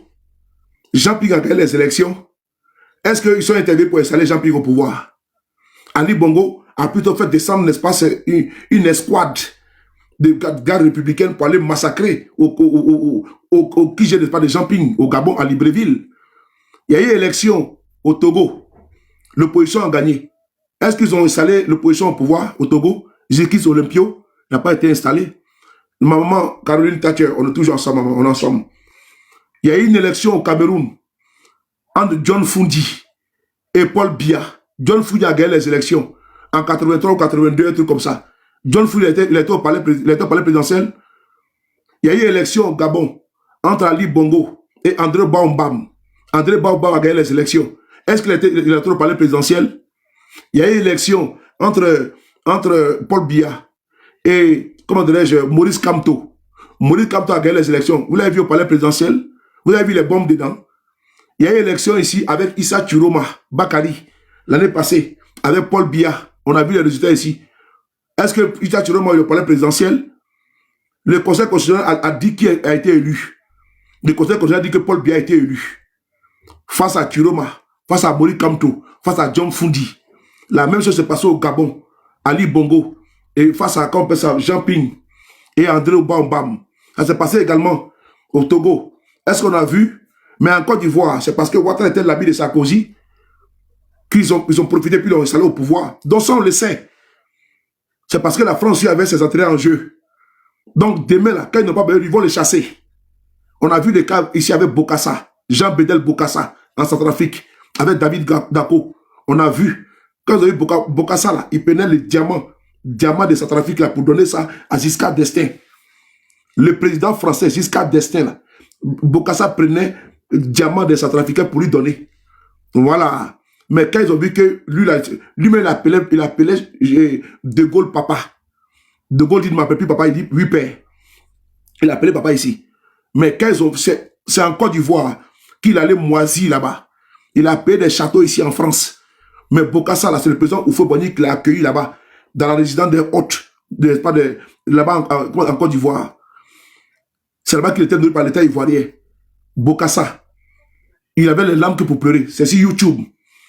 Alors qu'il a servi la France, il était soldat français. Il a servi dans l'armée française. Mais quand il a pris le pouvoir, la France l'a soutenu. Il a été couronné comme l'empereur. Les chevaux sont quittés en France. Ok? Avec l'habillement, tout. Mais il est où aujourd'hui? Quand ils ont vu qu'ils ne savaient pas, ils l'ont jeté. Ok? C'est important. N'oubliez pas également Hissène Habré au Tchad. Ils se sont servis de lui. Quand ils ont eu besoin de lui, ils l'ont jeté. Vous pensez que vous êtes tellement aimé par la France. Vous êtes tellement aimé par la communauté internationale. Ce qui se passe aujourd'hui en Iran. Mais qui a installé le Shah d'Iran? Sa famille là. Ils avaient pratiquement la royauté près de 2500 ans. Le Shah a pris le pouvoir en 1941. En 1953, il y a eu la révolte. Il a fui, il est venu en Angleterre. C'est la CIA qui a réinstallé le Shah d'Iran. Le Shah d'Iran. Mais il a commencé, même le président Jimmy Carter s'est rendu en Iran, alors qu'il y avait la répression sauvage qui s'abattait sur le peuple iranien du Shah d'Iran. Mais malgré ça, Jimmy Carter a dit que c'était un îlot de stabilité en Iran. La révolte s'est accentuée, s'est amplifiée. Mais à un moment donné, là, il y a eu une rupture. Pourquoi? Parce qu'il a augmenté unilatéralement le prix du pétrole. Mais les Américains l'ont lâché. Et puis ils ont commencé à soutenir l'ayatollah Khomeini. L'ayatollah Khomeini était réfugié en Irak. Les Shahs d'Iran, là, ils ont drogué l'ayatollah Khomeini en 1964. Ils l'ont jeté, puisque c'est la frontière, ils l'ont jeté en Irak. Et comme il était toujours influent, le Shah d'Iran a demandé à la communauté internationale, ses partenaires, de l'envoyer loin de l'Irak. C'est ici la France qu'il est venu en France. Il est venu en France ici. L'ayatollah Khomeini était ici en France. C'est ici qu'il a enregistré les cassettes pour envoyer à ses parents, à ses frères, à ses partisans de continuer le combat et à son armée. C'est de la France qu'il est quitté ici pour aller où? Pour aller en Téhéran. Quand le Shah d'Iran a fui en janvier 1979, il est rentré, il a pris le pouvoir, il a réuni les ayatollahs. Il était le guide de la révolution. C'est important. Mais il s'est retourné contre la France. Il s'est retourné contre les régimes, quoi. Comme tous les moyens sont retournés parce qu'il a dit qu'il avait fait la démocratie surtout. Et après, il s'est retourné contre eux. Mais quand ils se sont retournés contre les soutiens, là, ils ont soutenu maintenant, comment dirais-je, Saddam Hussein en 1980.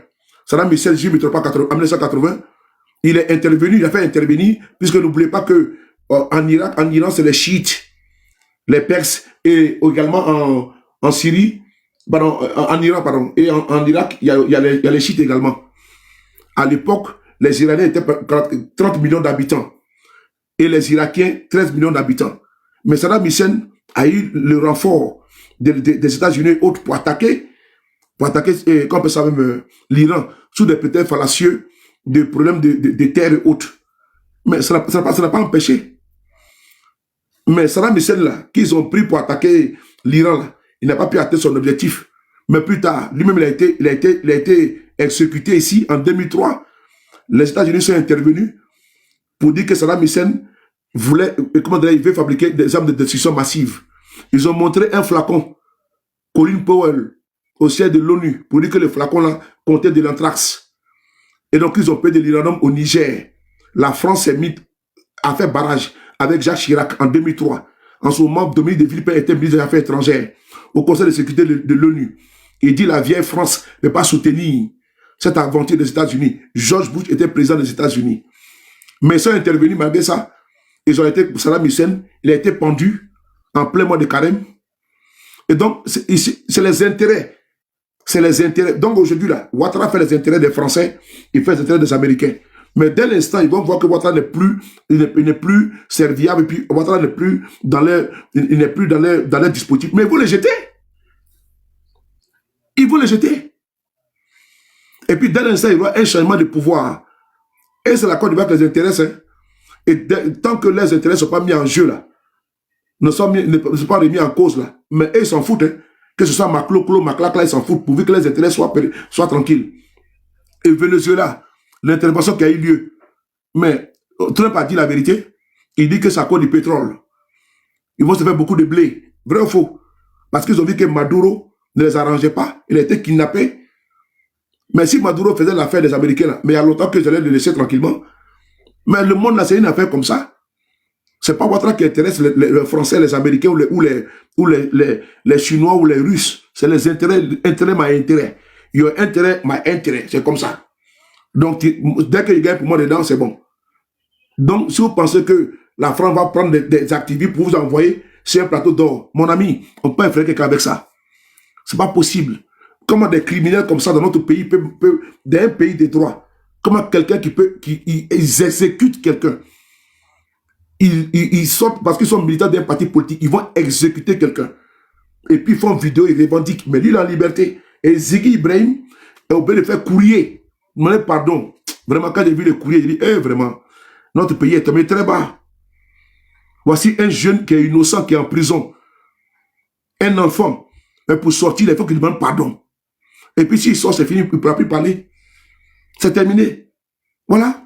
C'est-à-dire que toutes les voix dissonantes en Côte d'Ivoire, en bas, toutes les voix dissidentes en Côte d'Ivoire, là, on doit les écraser. on doit les broyer. Voici Ziggy Ibrahim, parce que le petit avait un aura, il avait une influence. On dit, bon, il faut qu'on le bloque. Et ils l'ont bloqué. Pour une petite vidéo, ils l'ont mis dedans. Et pendant ce temps, lui, on va l'écouter. Voilà. Si Dieu m'a pas tué seulement, moi, je kiffe papa de jusqu'à ma mort. Voilà. Ouais. Donc, ils mettent le nom de Ado devant.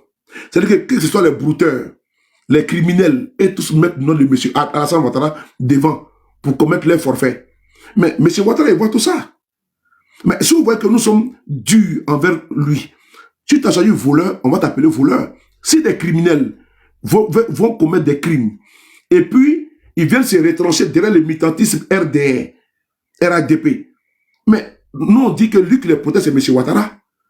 Puisque c'est sous son parapluie qui sa coupole.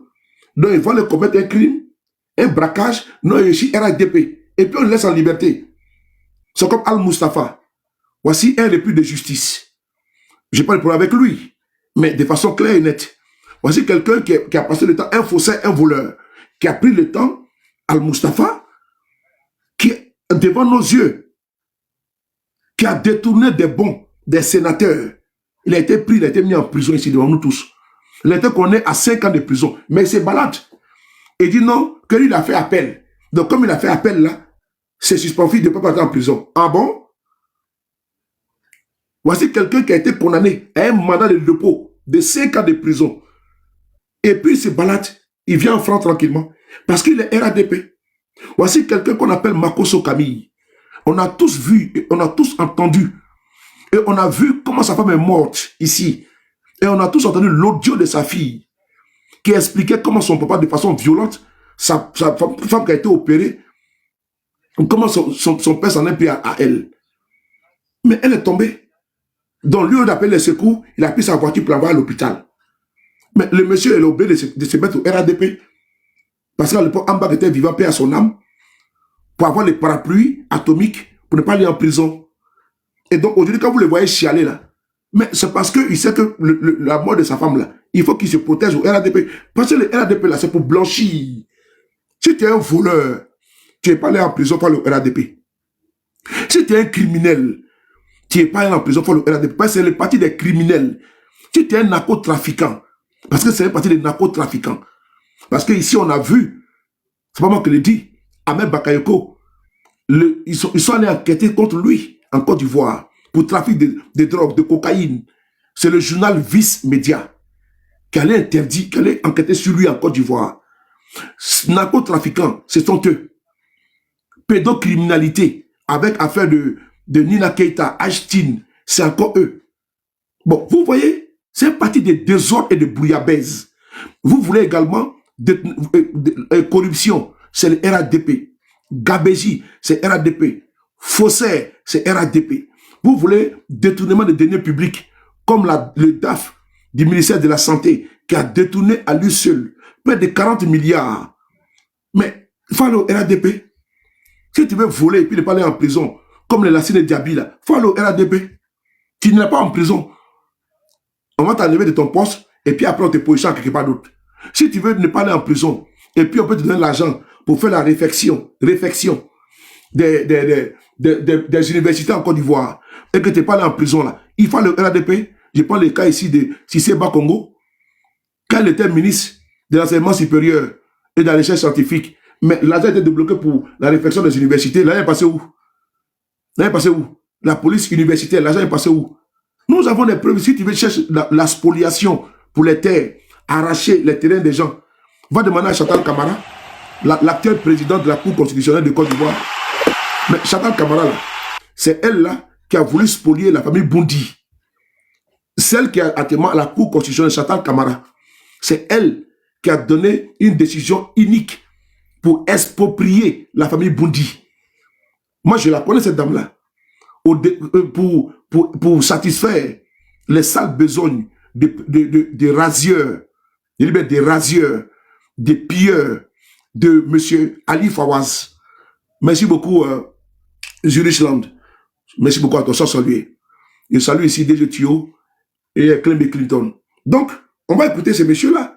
C'est un criminel. Bon, quand je vois les RADP, on fait débat. Moi, je l'ai montré cette vidéo. On dit quoi de ça là? On peut dire quoi de celui-là? Celui-là. Donc, Ziggy qui a fait une vidéo, je suis d'accord avec vous, mettons-le en prison. Mais celui même qui a tué là, et puis fait une vidéo pour le vendre, lui, on fait comment? Ziggy, on le prend, on le met où? On le met au bâtiment, c'est chez les criminels. Mais lui là, on doit le mettre au poteau. Si Ziggy pour une vidéo, on le met au bâtiment C.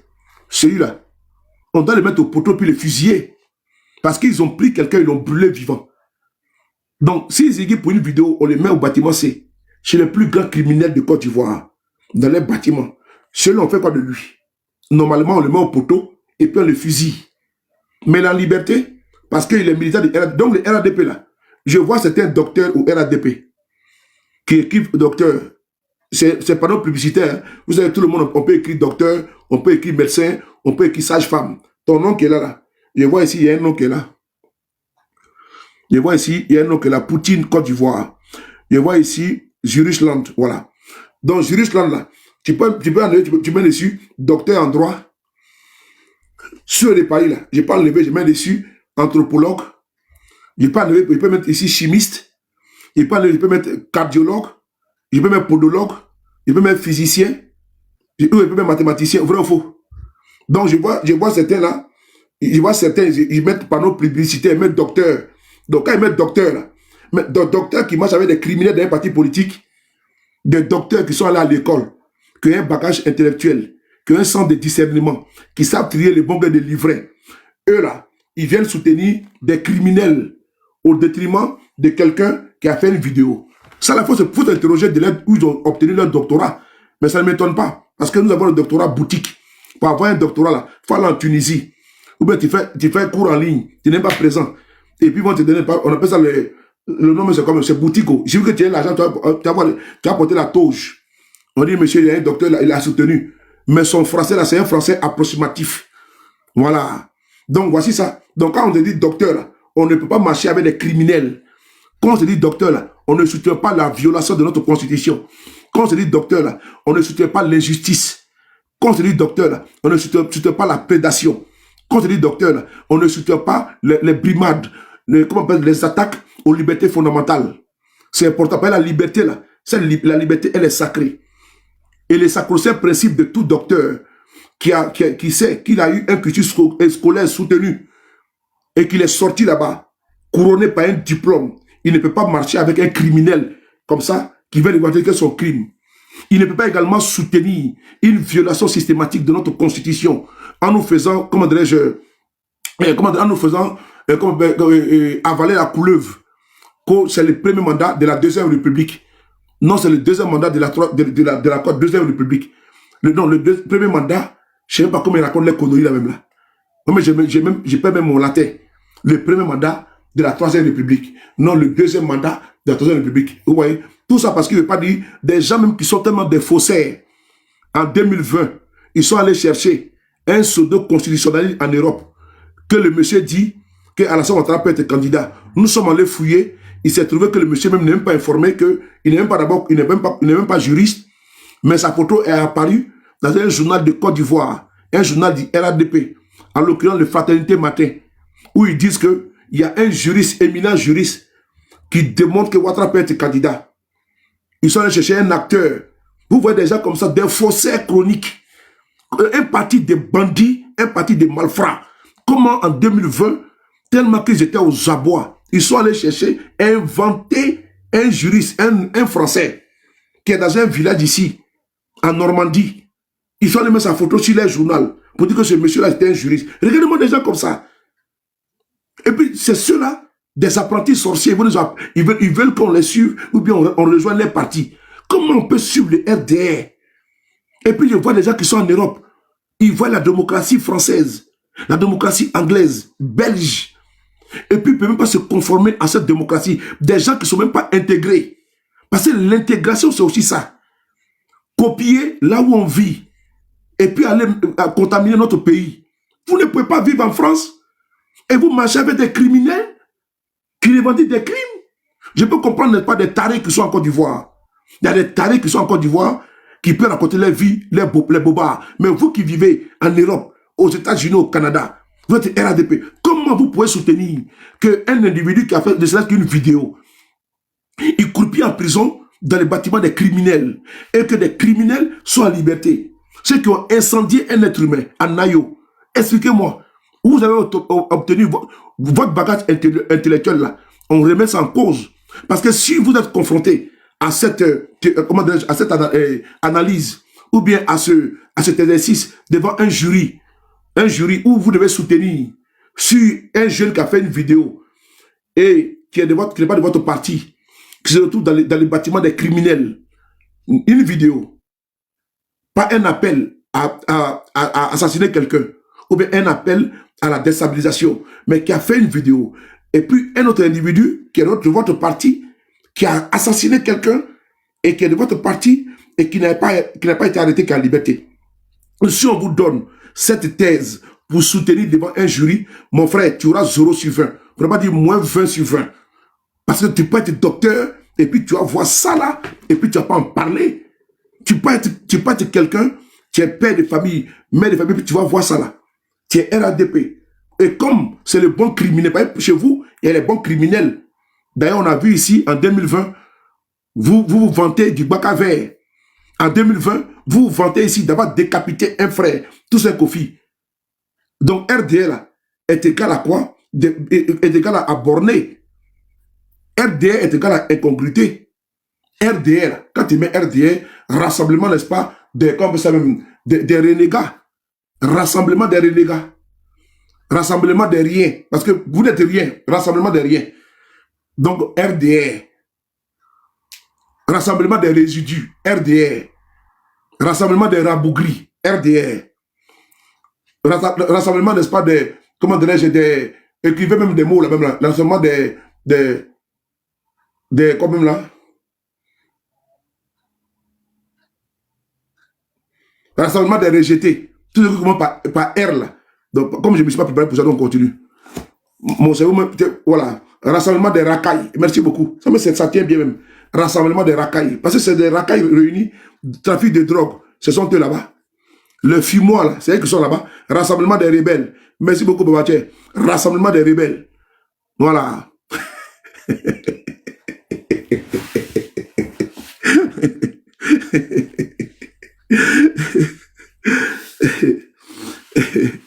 Bon, on continue.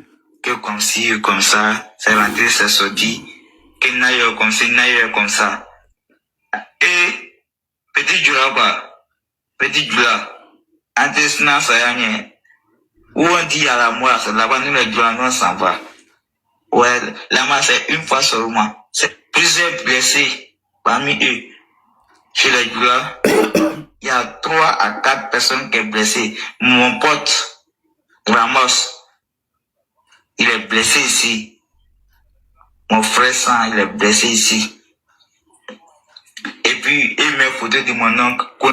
On s'en fout. Vous avez commencé, nous on a terminé. C'est mon oncle. Ouais, c'est mon oncle. Il est en liberté. Voilà. Et il est fier.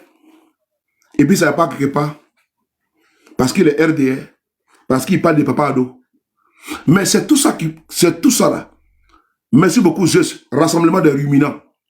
C'est tout ça là qui nous pousse à nous battre et qui alimente notre détermination, l'injustice. Il faut se battre contre toute injustice. Moi, j'ai cru qu'au sein du RADP, il y a des personnes au moins qui sortent du lot. Mais non. Souvent, on fait une erreur d'analyse. Parce que la plupart, comme on dit, qui s'assemblent se ressemblent. Ils se rejoignent. Ils vont finir tout par dire non. Ils vont faire des comparaisons biaisées. C'est important. Donc, voici ça qu'elle a. Le jeune est là. Ziggy Brahim. J'ai vu son courrier. J'ai eu mal pour mon pays. Mais cet enfant, on t'attend de pourrir, de moisir. Un jeune qui a de l'avenir, qui est talentueux, en prison, pour une vidéo. Et pendant ce temps, je vois à côté, à gauche, je vois Ziggy, qu'ils ont mis en prison, pour une vidéo. Et à droite, je vois des criminels qui ont assassiné, et puis qui ont revendiqué, qui sont en liberté. Parce qu'eux, ils sont du bon côté. Vous voyez? Du bon côté parce que ils disent papa ado. Et voilà pourquoi je trouve qu'il y a quelque chose qui ne va pas. Dès l'instant, quelqu'un commet des forfaits, des crimes, il dit non, moi je suis RADP. Donc RADP, ça dit que c'est synonyme d'impunité, d'injustice. Comment des gens, un exemple, vont rejoindre le RADP et ils seront amnistiés. C'est comme à Montano, Mabi Touakeuse. Ils étaient avec nous en 2020, dans la désobéissance civile. Mais ils ont rejoint le RADP. Quand ils ont rejoint, là, ils ont eu des postes. Ils ont eu des postes. Mabi Touakeuse, il est ministre actuellement, conseiller à la présidence. Mais il était avec nous dans la désobéissance civile. Lui, il a pris sa famille pour aller demander pardon. On dit, bon, toi, c'est bon, pour toi, c'est fini. Mais les autres, là, ils sont encore poursuivis. Vous voyez cette jurisprudence dangereuse qu'ils créent. Donc, certains, là, ils vont passer leur temps à faire des vidéos ici. Et bon, demain, ils vont rejoindre RADP, ils vont, pardon, au RADP. Et on va les laisser tomber. Ils ne sont pas poursuivis. Mais les autres, là, on va les poursuivre. Mais il y a un problème. Mais vous voyez, non? Voilà pourquoi certains, quand ils trouvent, ah, on va demander pardon, on va nous pardonner. Vous voyez? Ça, c'est dangereux. C'est très dangereux. Donc, Ziggy, là, aujourd'hui, là, Walina Koulibaly, par exemple, il est en prison. Donc, s'il est demain, c'est comme le plan de M. Guillaume Soro. Les Soro Kanigi, qui étaient en prison, les Alphonse Soro et les Alain Lobognon, et ils se sont rapprochés de vous. Comme par hasard, eux, ils ont été, Alain Lobognon, le juge de jugement, même, il y a eu un deal avec ce Gogo Félicien de se démarquer de M. Guillaume Soro. Et ils ont été exemptés, ils ont été libérés. Vrai ou faux? Ils ont été ménagés. Et les autres, ils ont été condamnés à de lourdes peines parce qu'ils n'ont pas daigné quitter M. Guillaume Soro. Soul to soul. Mais il est condamné pourquoi? Parce qu'il refuse de quitter son ami, son frère. Voilà pourquoi il est persécuté. Bon, vous voyez comment vous êtes? Dès l'instant avec vous, on est protégé, il n'y a pas de problème. Si demain, telle personne qui a passé son temps à insulter M. Ouattara, à lui manquer de respect, à insulter sa mère, à appeler au coup d'État, à faire comme ci, comme ça, lui, il va arrêter chez vous. Ah non, c'est bon, c'est notre frère, il a été délivré, on a compris. Vraiment, on le pardonne. Ah bon? On le pardonne. Ah donc, lui, dès l'instant, on a des au RADP, ça absout, ça te blanchit automatiquement. Mais c'est ce que ça veut dire.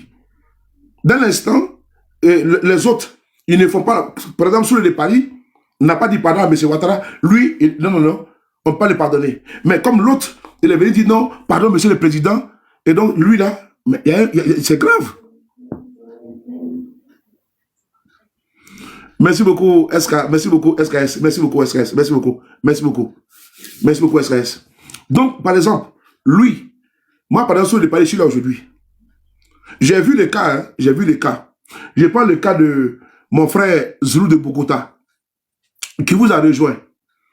Je prends Konaté Zié. Mais Konaté Zié, là, qu'est-ce qu'il n'a pas dit de M. Ouattara? Qu'est-ce qu'il n'a pas dit de Ahmed Bakayoko? Qu'est-ce qu'il n'a pas dit voilà.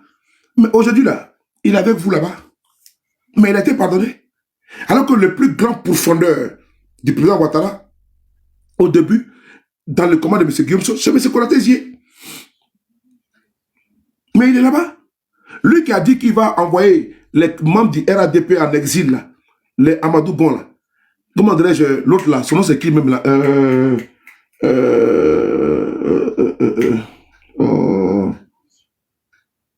Kanigi Soro. Ma présidente, comment tu vas, Victoire? Kanigi Soro. Mais à Marcory, à Port-Boué, pardon, il y avait un meeting. Il dit qu'il va envoyer les membres du RADP en exil. Il était dur. Mais dès l'instant de rentrer chez vous, là, c'est bon. Donc, ça veut dire que tant qu'on est dans l'opposition, on peut s'attaquer à M. Ouattara. On est justiciable. On est punissable. Mais dès que je viens, je dis vraiment, oh, vraiment ce que j'ai fait là, je regrette. J'ai été vraiment trompé. Franchement, je ne sais pas. Vraiment, papa, il faut me pardonner. Vraiment, j'étais un enfant perdu. Il ne savait pas ce que je faisais. Avec beaucoup de recul, Vraiment, c'est un combat que je ne vais pas faire. Et j'ai été très loin. Pardonnez-moi. Là, en même temps, on me récupère. On dit, ah ben, tu as vu, Souley de Paris est délivré. Ah, il est venu dans la République. Bon, regardez-moi des trucs comme ça. Donc maintenant, comme j'ai mis ma caméra, et j'ai dit que, bon, j'ai compris, mais j'ai compris quoi? J'ai compris quoi? Non, j'ai compris, voilà, il ne fallait pas attaquer M. Ouattara comme ci, comme ça. Mais personne ne m'a envoyé. Je le fais à mon âme et conscience. Mais j'ai bien dit que non, j'ai compris. Demande pardon. Dès l'instant de demande pardon là, on dit bon, Souley de Paris, c'est un bon gars. Vraiment, bravo à toi. Ton pardon est accepté. Bon, pendant ce temps-là, les Oxymore là, les Emmanuela et puis les Nina là, ceux-là, vous voyez, c'est les enfants perdus de la République, vous voyez, voilà, ceux-là, vous allez voir, on va vous rapatrier. Bon, vous voyez. Ah, donc c'est comme ça, on doit faire maintenant. Moi, il peut passer mon temps, je vais insulter M. Ouattara. Je vais insulter tout le monde. Et un jour, je me lève comme ça, je dis, bon, j'ai compris, mais vous allez me pardonner. Et je vais rentrer en Côte d'Ivoire. Parce que j'ai arrêté d'attaquer votre pouvoir. Mais normalement, là, si je suis comme ça, si la justice me répond de quelque chose, mais je dois répondre devant la justice. C'est pas au RADP de me pardonner. Si on me répond quelque chose, c'est à la justice d'apprécier. Mais maintenant, là, nous, on a compris le système. On a compris le système. C'est-à-dire que dès que tu as une stratégie, tu veux échapper à la justice, mais rentre au RADP. Tu vas échapper à la justice. Parce que la justice, elle est RADP. C'est ça, cette confusion-là, confusion des genres. C'est-à-dire que le ministre de la Justice, qui est certes nommé par le président actuel, le chef de l'État, le ministre de la Justice, il est pour tous les justiciables. Lui-même, les justiciables. Mais il est partisan. Et la justice, elle est partisane. Alors que c'est la balance. La justice, elle est représentée par la balance. L'équilibre de la chose jugée. C'est-à-dire que tu sois RADP, que tu sois PPACI, GPS, PDCI, FPI, MFA, la justice ne doit pas être sélective. Si tu es RADP, tu as tort, elle doit sévir. D'ailleurs, au nom de l'exemplarité même d'ailleurs, les cas du RADP même d'ailleurs, qui aujourd'hui peuvent voler à tout va, il n'y a pas d'exemplarité de sanctions. Non. Il y a un laisser-aller. Donc je trouve que notre justice, elle est malade. Je fais confiance à la justice ivoirienne. Mais je ne fais pas confiance à des hommes qui sont dans la justice ivoirienne, des hommes et des femmes qui sont corrompus, qui sont compromis. Je fais confiance à notre justice. Parce qu'il y a des juges intègres en Côte d'Ivoire. Il ne faut pas tout confondre. Il y a le juge Ange-Olivier Gras, qui est une formation, qui est un pur produit de, comment on appelle ça, de la justice, de la justice ivoirienne, de la magistrature ivoirienne. Mais il n'est pas compromis. Il y a des juges comme ça intègres qui disent non. Dans le dossier, entre guillemets, parce que dossier, il n'y en a pas. Donc, il y a mis entre guillemets. Dans le dossier, entre guillemets, de M. Guillaume Soro, de recel ou bien de tentative de coup d'État, comment dirais-je, une accusation fantasmagorique, pour ne pas dire rocambolesque. Et donc, dans ce dossier-là, mais le premier juge qui a été saisi dans le cas de recel des maisons, mais le juge, il s'est désisté. Pourquoi? Parce que le juge a trouvé qu'il y avait prescription. En Côte d'Ivoire, si un dossier dépasse déjà 10 ans, il y a prescription. Donc, dans le cas de M. Guillaume Soro, il y a eu la transaction en 2017. Donc, 2017, le président Gbagbo était au pouvoir. 2017, ça fait 10 ans. Mais le dossier a été réveillé en 2019. Donc, quand tu prends 2017, 2019, ça fait combien? Ça fait 12 ans. Ça veut dire qu'il y a prescription. Donc, le magistrat s'est basé sur la loi, il a dit non, il y a prescription. Mais le magistrat, il a été affecté. Il a été dessaisi du dossier. Et puis, il a été affecté. Il a été dessaisi du dossier et puis il a été affecté. Donc, nous, là, notre justice, elle est malade. Et nous devons relever la justice qui est aujourd'hui couchée. C'est ça. Parce que ce qui garantit les libertés fondamentales, ce qui régit la société, c'est la justice. Parce que la justice, là, c'est elle qui doit donner la raison aux pauvres, aux faibles, face aux forts qui veulent embastiller, qui veulent piétiner les faibles. Si un fort qui est milliardaire veut exproprier un faible, s'appuyant sur ses relations, sur ses moyens financiers colossaux, mais c'est la justice qui tranche, qui dit non. C'est la justice qui est le bouclier, qui est le protecteur des faibles et même des forts. Quand le fort est grugé, quand le fort est escroqué par des escrocs, par des brouteurs, mais c'est la justice qui vient à la rescousse et qui lit les droits, qui dit les droits. C'est important. Mais quand la justice, elle devient une justice qui penche toujours du même côté, que j'appelle communément, et je ne peux pas dire tout le temps, la tour de Pise. Parce que la tour de Pise, c'est une tour qui est en Italie. Et cette tour-là, elle penche toujours du même côté. D'où la tour de Pise. Donc la justice ivoirienne, elle penche toujours du même côté. Vous comprenez? Et donc, c'est ce côté-là, c'est le côté de l'injustice.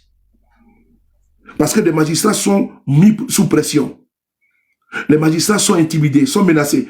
Une première en Côte d'Ivoire, le syndicat de la magistrature a fait une communication contre le pouvoir de M. Ouattara. Et dans cette communication, un communiqué, une déclaration publique, filmée, c'est sur les réseaux sociaux, et ils ont dit qu'ils sont menacés. Des magistrats, ils sont intimidés, ils sont affectés. C'est-à-dire qu'un magistrat qui ne veut pas, exécuter les ordres iniques de l'exécutif, mais on le prend à Abidjan, on l'envoie à Bonirodougou, on l'envoie au nord, au fin fond. On a vu ici des enseignants ivoiriens qui revendiquaient l'année passée leurs primes. Mais ils ont été affectés au nord. C'est-à-dire que le nord devient maintenant une région de punition. Vous voyez, on t'envoie au fin fond du nord de la Côte d'Ivoire parce qu'on veut te punir. Bon, frères et sœurs, c'est cette justice-là aujourd'hui qui est aujourd'hui malade. Je dis bien, je fais confiance à la justice de mon pays. Mais je ne fais pas confiance à certains individus qui sont allés à l'école.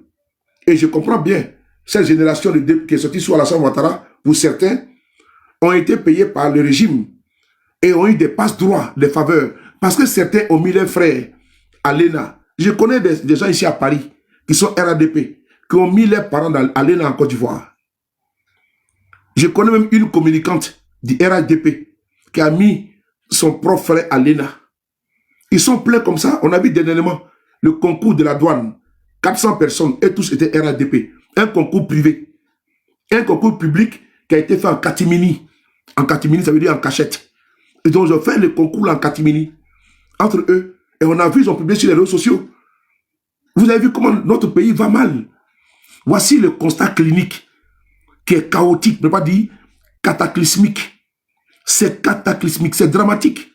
Et donc, quand je retrouve ce jeune homme en prison et qui fait il écrit un courrier, un communiqué, alors que le jeune homme, sa place n'est pas en prison, je suis triste. Je suis triste pour mon pays. Et je ne dois pas laisser la tristesse l'emporter. Plutôt, je dois m'appuyer sur ça pour continuer mon combat. C'est ça qui me fortifie. C'est ça qui me booste. C'est les injustices qui fouettent notre orgueil. Et d'ailleurs, même si les RADP également sont victimes d'injustice, je suis prêt à les défendre. C'est ce que j'ai plusieurs fois fait. J'ai défendu ici beaucoup de RHDP qui ont eu des problèmes en Côte d'Ivoire, qui m'ont sollicité. Et c'est après, ils disent que sur le site RHDP, ils disent non, je n'ai pas ta coloration politique. J'ai vu des personnes, la plupart même de ceux qui me contactent là, c'est les RHDP. Pourquoi? Parce qu'ils ne peuvent pas exposer eux-mêmes leurs propres problèmes. Ils ne peuvent pas passer par les cyberactivistes. Voilà pourquoi il dit à certains RHDP de ne pas insulter le futur. Et de ne pas nous insulter parce qu'ils auront besoin de nous. Parce qu'il y a des choses qu'ils ne peuvent pas décrier.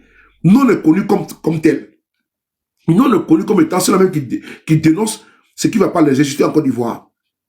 Et donc, comme vous ne pouvez pas le faire, c'est nous, on peut le faire. Donc, il ne faut pas fermer la porte.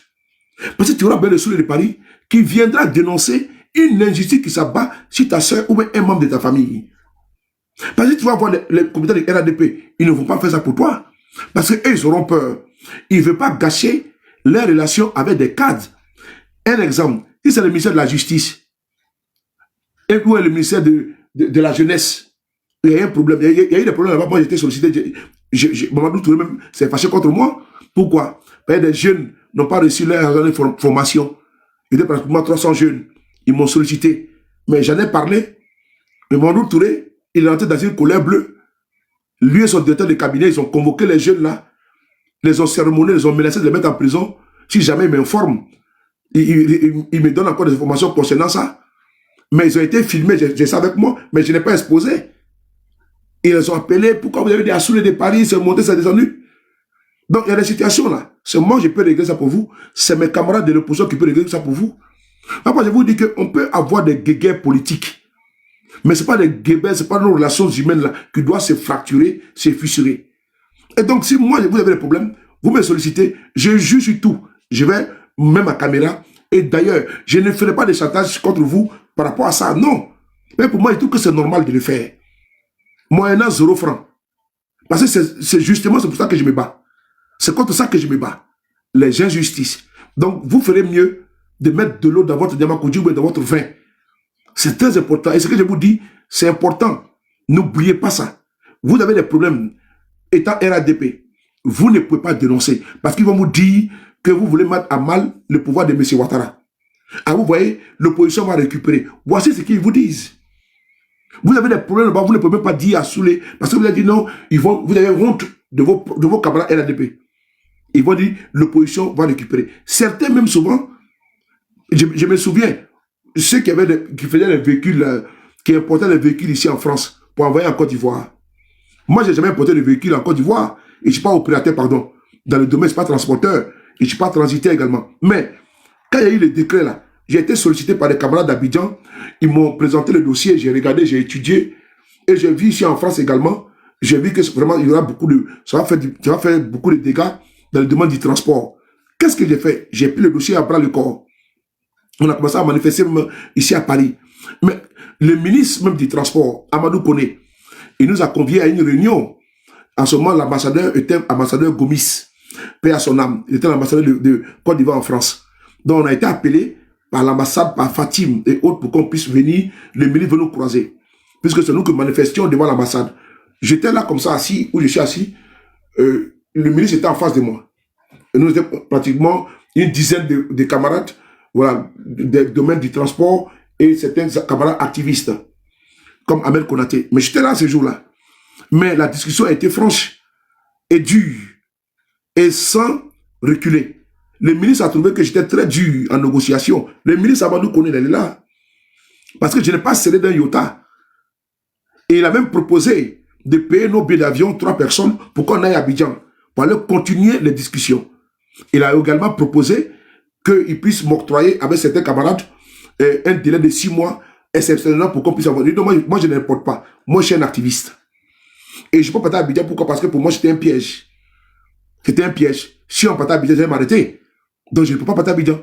Le ministre, lui et moi, on a échangé les contacts. On s'est même écrit, même si email tout. Voilà, concernant le dossier. C'est là que je l'ai écrit pour dire non, que je ne peux pas partir à Abidjan. Pourquoi? Parce que, voilà. Donc, il y a eu des... Donc, pour vous dire que, moi, je ne tombe pas contre le ministre des Transports de Côte d'Ivoire. Il est venu ici. Après, on a pris la photo ensemble. Il dit, mais Soulé était trop dur, tout. Et puis, en aparté, il m'a dit, ce qu'il m'a dit, je vais vous le dire ici. Il dit, mais, est-ce que tu penses que si M. Ouattara prend une décision, on peut revenir dessus? C'est là que j'ai compris que les dés étaient déjà jetés et même pipés. Parce que quand nous sommes en train de négocier avec un milice, et nous, il plante les 2 corps dans ma tête en me disant que, mais est-ce que je pense que quand le président de la République, M. Ouattara, qui prend une décision, est-ce qu'il peut revenir dessus? Il dit, mais bien sûr. Il dit, ah non, quand M. Ouattara prend une décision, il ne revient pas dessus. Voilà ce qu'il m'a dit. Donc j'ai compris là, que là, comment on peut ça même, le dialogue était rompu. Donc ça ne servait absolument à rien d'aller à Abidjan pour aller soi-disant négocier parce que ça l'a abouti à quoi? Ça l'a couché d'une souris. Donc, je dis bien, le ministre des Transports, Amadou Koné, il est venu ici en France, on a fait une réunion de travail ensemble à l'ambassade au 1er étage, avec l'ambassadeur, on était Ahmed Konaté, une dizaine de camarades autour, sur la table de séance. Voilà. Et vraiment, il y avait une fermeté. Moi, je suis quelqu'un, je suis très dur en négociation. Je suis très dur en négociation parce que je ne vends pas comme ça même mes convictions pour des broutilles. Et j'ai défendu ma position. Merci beaucoup, Sommet, pour le cadre. J'ai défendu la position des importateurs et des personnes qui sont dans le domaine du transport. Je l'ai fait jusqu'au bout. Et qu'est-ce qu'ils ont fait? Plus tard, les militants du RADP, ils sont rentrés dans la manipulation. Ils ont dit non, vous voyez, l'opposition veut récupérer ça contre le pouvoir de Ouattara. Ce sont les opposants, c'est les soroïstes tout. Ils sont tombés dans les panneaux. Ça, comment tu vois? Ils sont tombés dans les panneaux. Et ce qui a fait que les militants du RDR qui étaient dans ce combat-là se sont retirés parce qu'ils sont allés les voir pour dire non, que nous, là, nous avons un objectif politique qu'on veut utiliser quand vous tomber le pouvoir de M. Ouattara. Mais vous, c'est votre domaine. Nous sommes les communicants. Et vous appuyez sur nous. C'est-à-dire que l'Union fait la force pour atteindre votre objectif. Ils sont venus dire non, vous voyez, c'est les opposants. Yannick, comment ça va, Yannick? C'est les opposants. Ils veulent fragiliser Alassane Ouattara. C'est les gars des Soros. Mais moi, j'ai levé ma main. Mais moi, je ne suis pas transporteur. C'est un combat que je mène. Et d'ailleurs, même moi-même, ce n'est pas tout le combat qu'on mène. Tous les combats ne nécessitent pas de combat. Voilà. Ce n'est pas tout le combat qu'on a fait. Donc, moi, j'ai vu que, comme ils ne veulent pas, comment dirais-je, avoir gain de cause, et ils sont rentrés dans une affaire politique. Donc, cette politique politicienne-là, je n'en ai pas besoin. Moi, j'ai cru que l'objectif, c'était pour que le décret soit abrogé, ou bien ramené, ou bien reporté, comme dans les autres pays. Voyez, on a pris des exemples comme au Togo, tout ça là. Donc, on a vraiment capitalisé sur... À ce moment, il y avait même le Sénégal. On a vraiment appuyé notre dossier. Mais comme ils sont venus les voir pour dire non, frère, vous voyez, les sous des pays, les Ahmed Konaté là, vraiment, c'est des gars de Soro là. Hein. Ils veulent mettre en politique, il faut tomber le pouvoir de Ouattara. Et les RDR, comme ils sont facilement manipulables, mais ils ont matché. Ils ont mordu à la maison. Et puis bon, le combat s'est arrêté là. Aujourd'hui, qui est en partie? C'est eux qui sont obligés de prendre les véhicules ici, rouler dans le désert, aller jusqu'à Côte d'Ivoire. Ou bien ils passent par le Togo, ils passent par la Guinée. Moi, mon problème, moi je m'en fous. Il y en a qui ont perdu le boulot en Côte d'Ivoire, dans le domaine du transport. Mon problème, moi je m'en fous. Voilà, je ne suis pas dans le domaine du transport. Donc, ceux qui ont perdu plus, c'est ceux qui sont en France, ceux qui sont en diaspora, parce qu'avant, on pouvait envoyer des véhicules depuis des 5 ans en Côte d'Ivoire. Mais M. Ouattara est venu mettre un décret, je ne sais pas qui l'a inspiré. Aujourd'hui, tous les Ivoiriens payent le pot cassé. Donc, les pots cassés. Mes amis de GPS qui est en Côte d'Ivoire, Walina Koulibaly sera jugé le 2, c'est-à-dire demain, au tribunal du plateau. Sortez nombreux. Et les GPS qui m'écoutent ici, envoyez les messages à nos parents, à vos amis qui sont en Côte d'Ivoire, d'aller demain soutenir Walina Koulibaly. Également, mon soutien aux jeunes Ziggy Ibrahim, qui aujourd'hui traverse des moments difficiles. Il a écrit un courrier, un communiqué, pour demander pardon à la présidente de la Cour constitutionnelle de Côte d'Ivoire pour sa vidéo qu'il a faite. Donc, cette démarche, moi, je ne la dénonce pas. Voilà, c'est la stratégie. Voilà, parce qu'il est en prison, la prison n'est pas facile. Il veut sortir de là-bas. Si c'est le procédé, si c'est par là que ça peut marcher, que ça matche, pardon, pour qu'il puisse sortir, pour qu'il puisse recouvrer la liberté, parce que la place n'est pas là-bas. D'ailleurs, ils sont nombreux qui sont en prison, qui n'ont pas leur place en prison. Donc, voilà pourquoi Bon, attends, moi, je vais bloquer celui-là. Voilà, bloqué, merci. Voilà, bloqué, voilà. Voilà, bloqué, merci. Donc, je viens ici pour dire à mes frères de GPS, n'oubliez pas demain pour Walina Koulibaly le 2. Et Ziggy Ibrahim, son courrier qu'il a envoyé, pour demander pardon, je ne vais pas critiquer cette démarche-là. Je ne le ferai pas. Celui qui vit le fardeau de la prison, la lourdeur de la prison, les affres de la prison. Voilà, la prison n'est pas du tout facile. Et donc, il a demandé pardon à la présidente de la Cour constitutionnelle. J'espère qu'ils vont attendre raison et faire sortir le jeune de la prison parce que, voilà, il est encore jeune, il a de l'avenir devant lui. Et donc, il faut prendre pitié, puis il faut le libérer si c'est possible. Faites-le. Voilà, parce que sa place est dehors.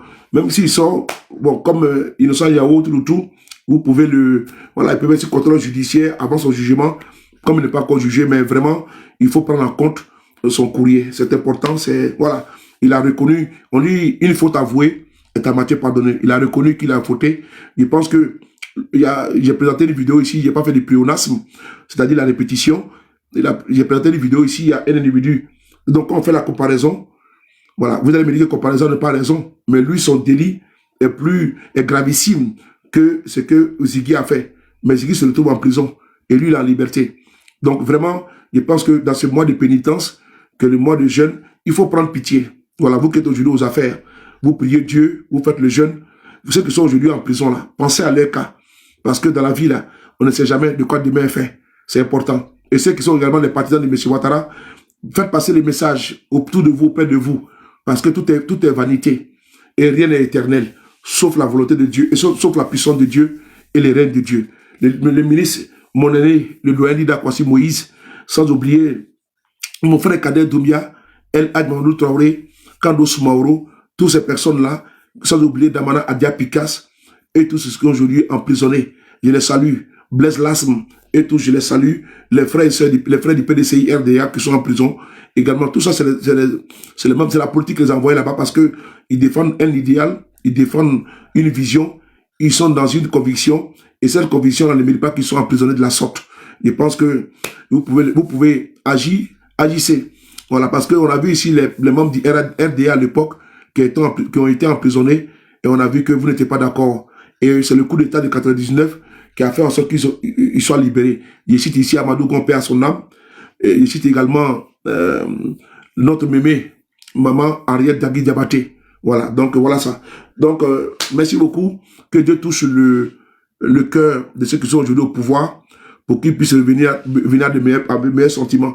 Et mon frère Walina Koulibaly également qui va passer au tribunal, espérant également qu'il sera libéré demain, puisqu'il a beaucoup souffert, parce que son seul délit, aller au Burkina Faso, je sais que des magistrats qui me suivent, voilà, son seul délit, c'est que sa femme est burkinabé. Ce va-et-vient n'ont aucune connotation, n'est-ce pas, de déstabilisation. Voilà, aller au Burkina Faso n'est pas un délit, ce n'est pas un crime, parce que la Côte d'Ivoire et le Burkina Faso n'ont pas rompu leur rapport diplomatique. Leurs frontières ne sont pas fermées.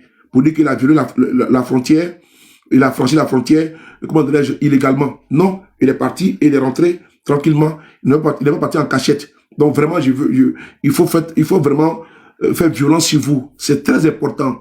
C'est très capital. Et donc demain, il faut que les droits soient dits. Force doit rester à la loi. Que les juges ne soient pas victimes de pression, d'intimidation. Mais qu'on les laisse faire leur travail. Parce qu'ils ont prêté serment. C'est comme le médecin qui a prêté le serment d'Hippocrate. Ce serment-là oblige le médecin à soigner à tout endroit, à tout moment et en toutes circonstances. Un médecin ne doit pas agir que dans son bureau ou dans son hôpital. S'il est dans la rue ou bien dans un endroit et qu'une personne est dans une mauvaise posture au niveau de sa santé, le médecin doit automatiquement réagir. Sinon, c'est non-assistance à personne en danger. Parce que d'ailleurs, il est médecin. Et donc, il doit même agir que les autres. Parce qu'il a été formé que ça, pour ça. Voilà, donc le serment d'Hippocrate, c'est ça. Même ici en France, quand tu vas à l'hôpital, on te soigne. Ouais, c'est le serment d'Hippocrate qui le recommande. Voilà pourquoi, la révocation de l'aide médicale d'État est beaucoup dénoncée ici. Pourquoi? Parce que les médecins ne peuvent pas aller contre les serments. Le serment d'Hippocrate. Donc les juges également, les magistrats, ils ont prêté serment de dire le droit. Seulement que le droit. Rien que le droit. Voilà pourquoi quand tu viens témoigner, on vous demande de jurer. Et tu jures. Et donc c'est la même chose. Il ne faut pas pousser les magistrats à se compromettre ou bien à dire ce qui n'est pas le droit. Prenez soin de vous. Car chaque jour est une vie. Et on se débat toujours avec mes plaisirs. Libérer les jeunes Ziggy Ibrahim. Libérer Walina Koulibaly. Sa place est en liberté. Même mon analyse, ce n'est pas pour tirer sur lui. On ne tire pas sur une ambulance. Et donc, sa place est en liberté. Du courage à tous les prisonniers politiques, à tous les prisonniers. Merci beaucoup. Et à tout à l'heure. Tout à l'heure, on fait notre direct de la nuit. Merci. Réveiller les consciences. On voit tous maintenant que la voix de la bête, c'est ça qui fait.